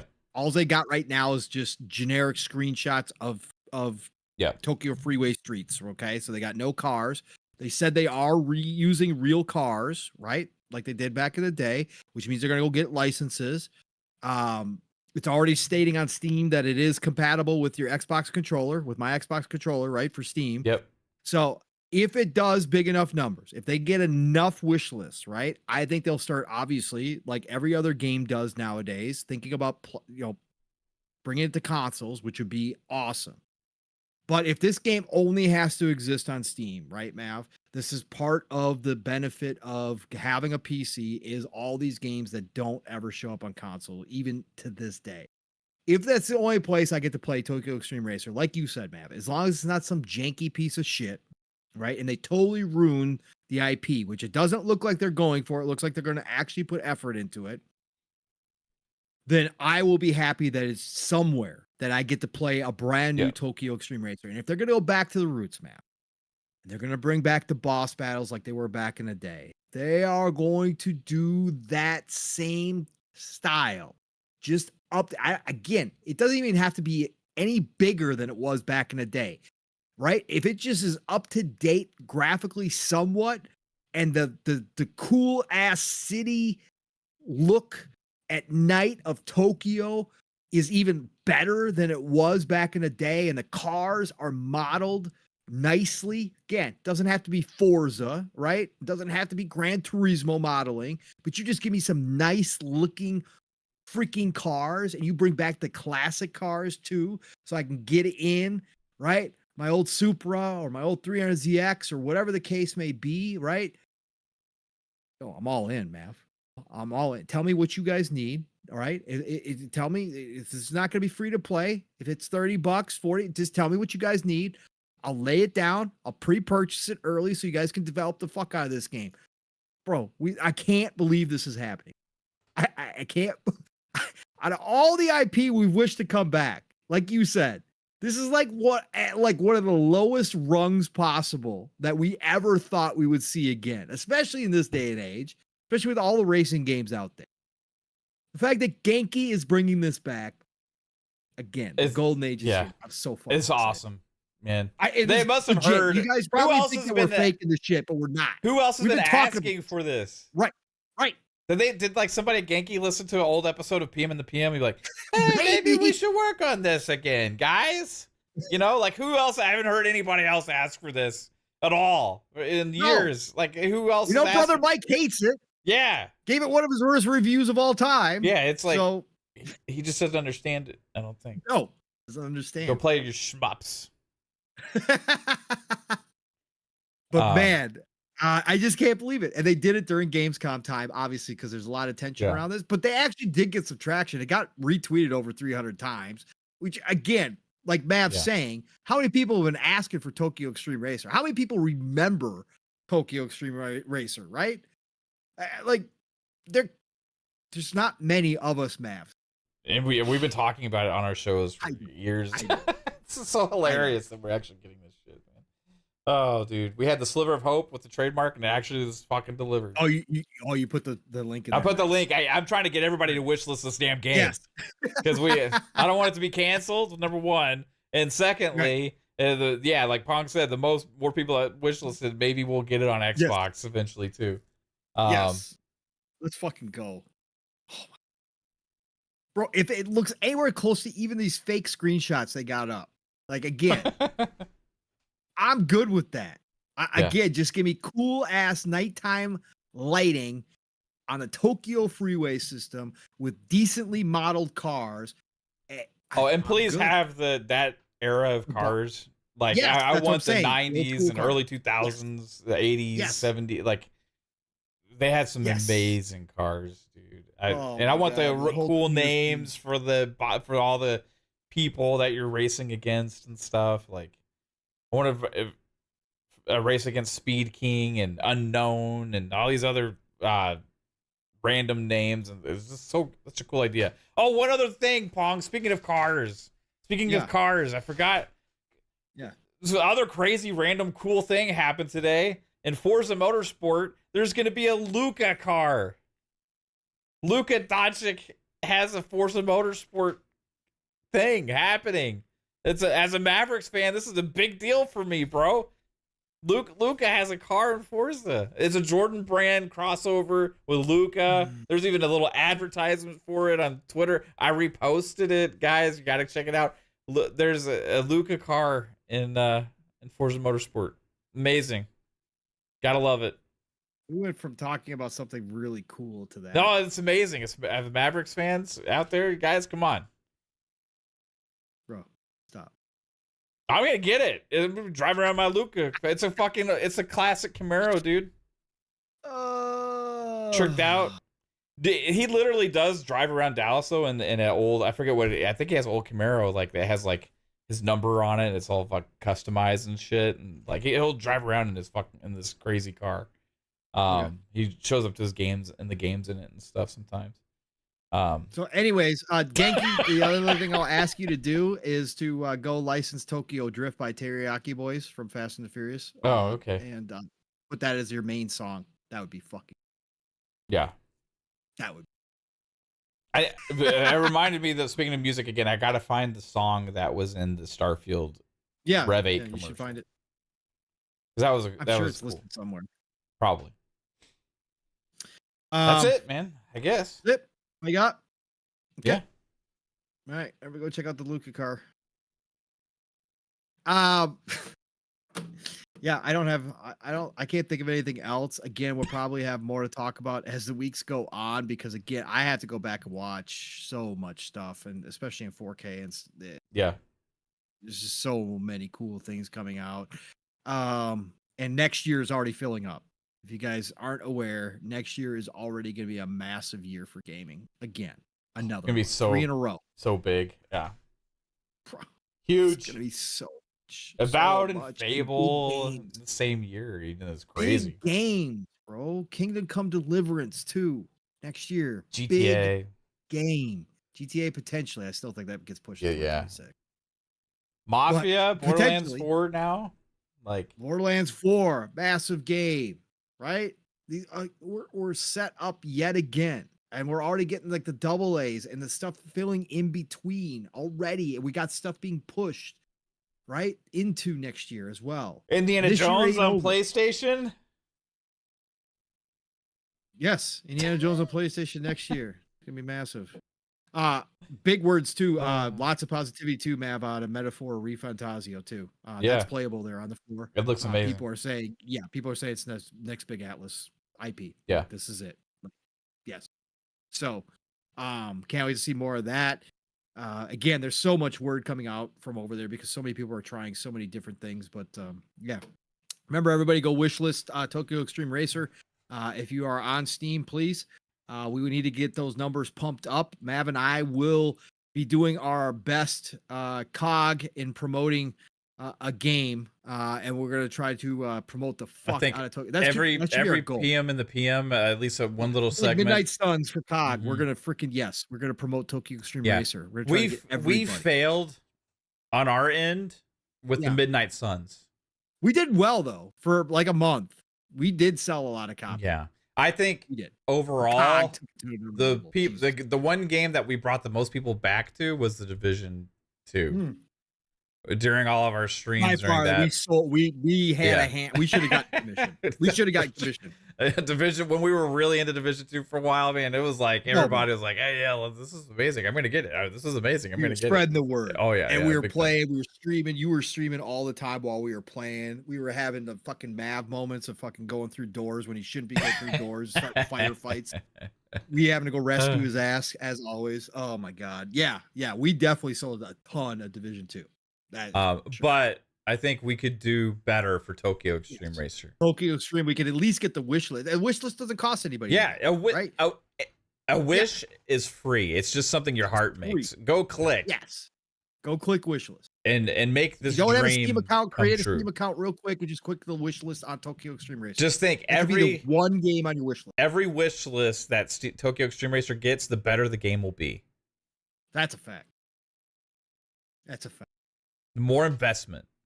We need to start that. I wonder if we can get that trending on X. If we get enough people behind it, right?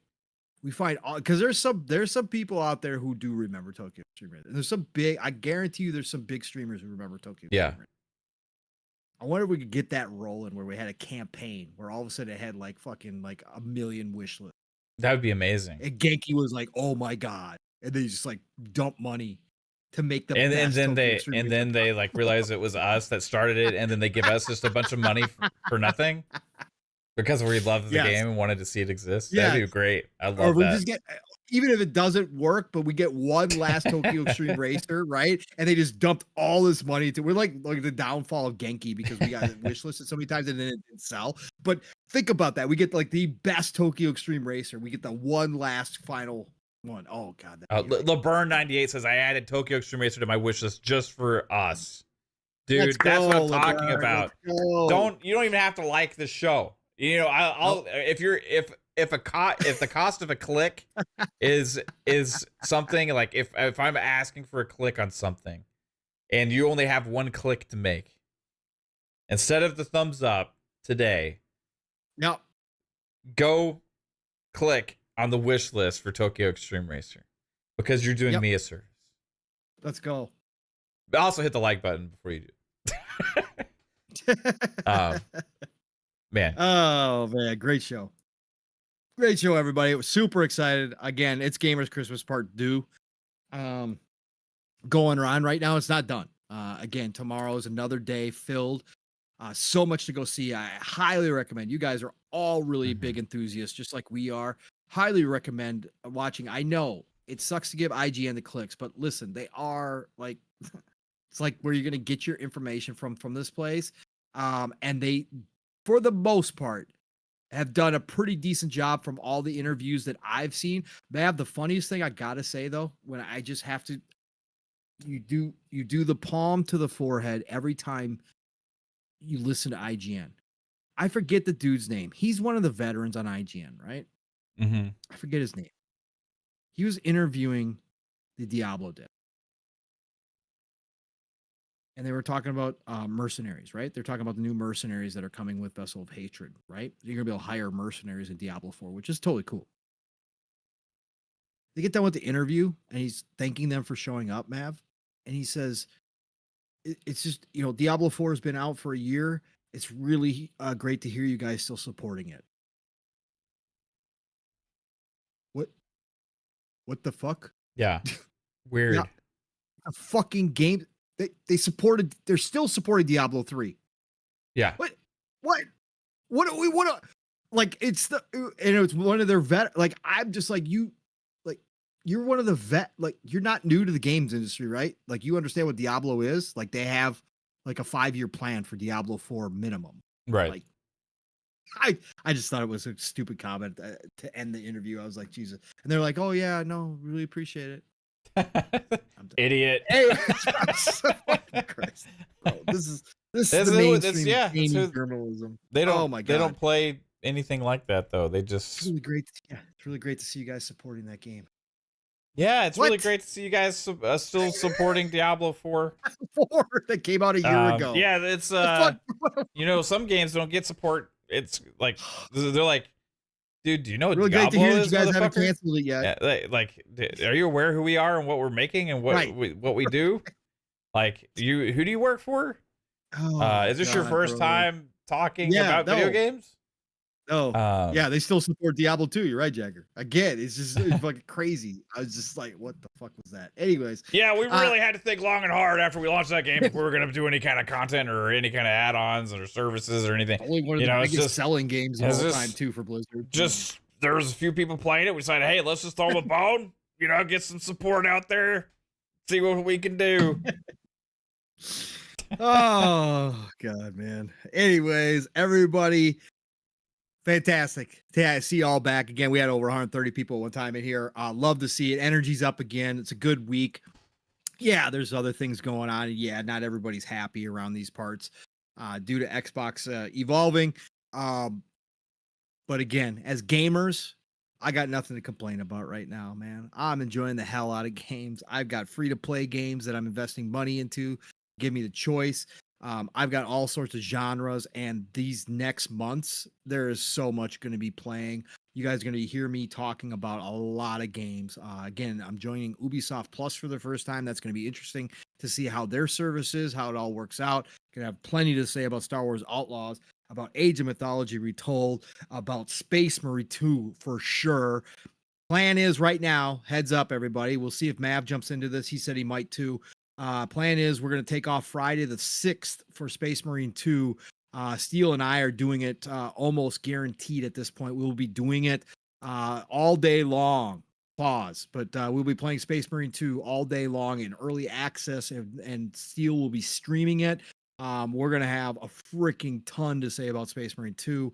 But the year is just getting started. The second half of the year is just getting started. It's going to be freaking unbelievable what we see for the rest of the year. So 2024 coming into 2025. So stay tuned for all of that. But thank you all for being here on another Thursday night for another episode of PM in the PM, episode 127, in fact, of Pog and Mav in the PM. Appreciate all of you for, again, nothing but love and respect for giving us your time tonight. Mav, Xbox Ultimate tomorrow. Sure, we'll get the family involved, talk about Gamescom, talk about the Xbox situation. What else we got coming up, brother? Besides that, I gotta finish this Bardew season, man. I gotta have at least one more stream where I get to the end of Bardew's journey on College Football 25, and then start the path on Madden. I gotta do it. So that's gonna happen.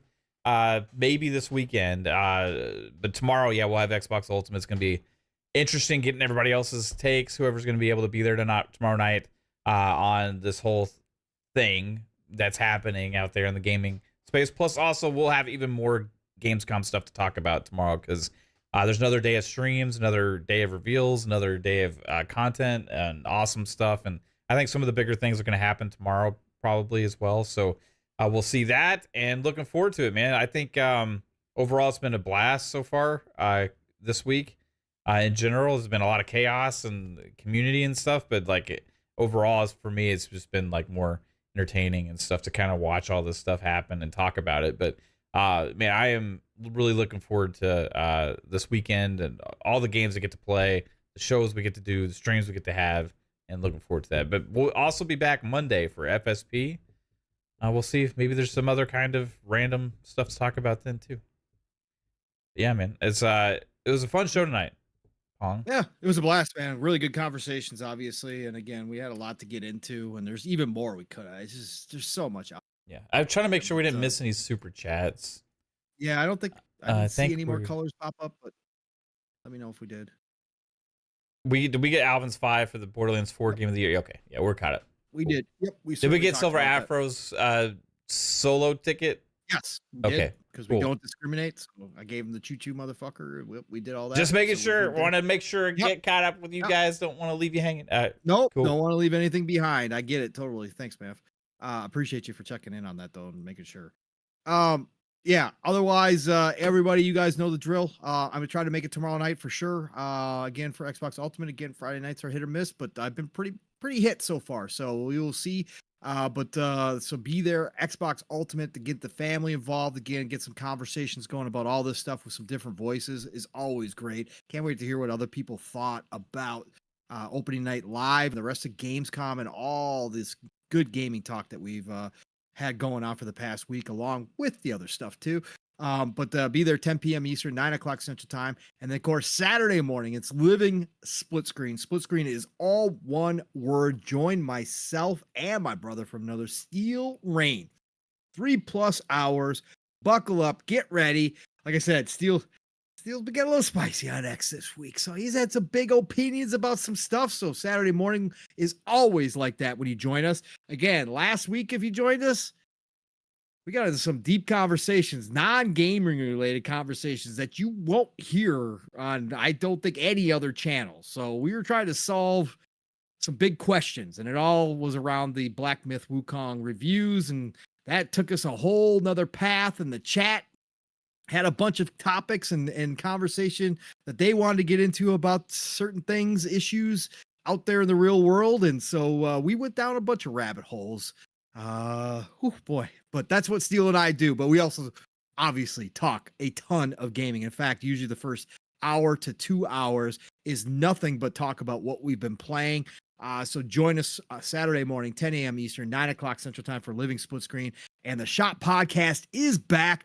We were back last week with K Mega, and this guy right here, Mav, joined us, PTK Blam, Fuzzy Belvedere, and myself for the return show of the Shop Podcast. And PTK has already put out that we are going to be back this week.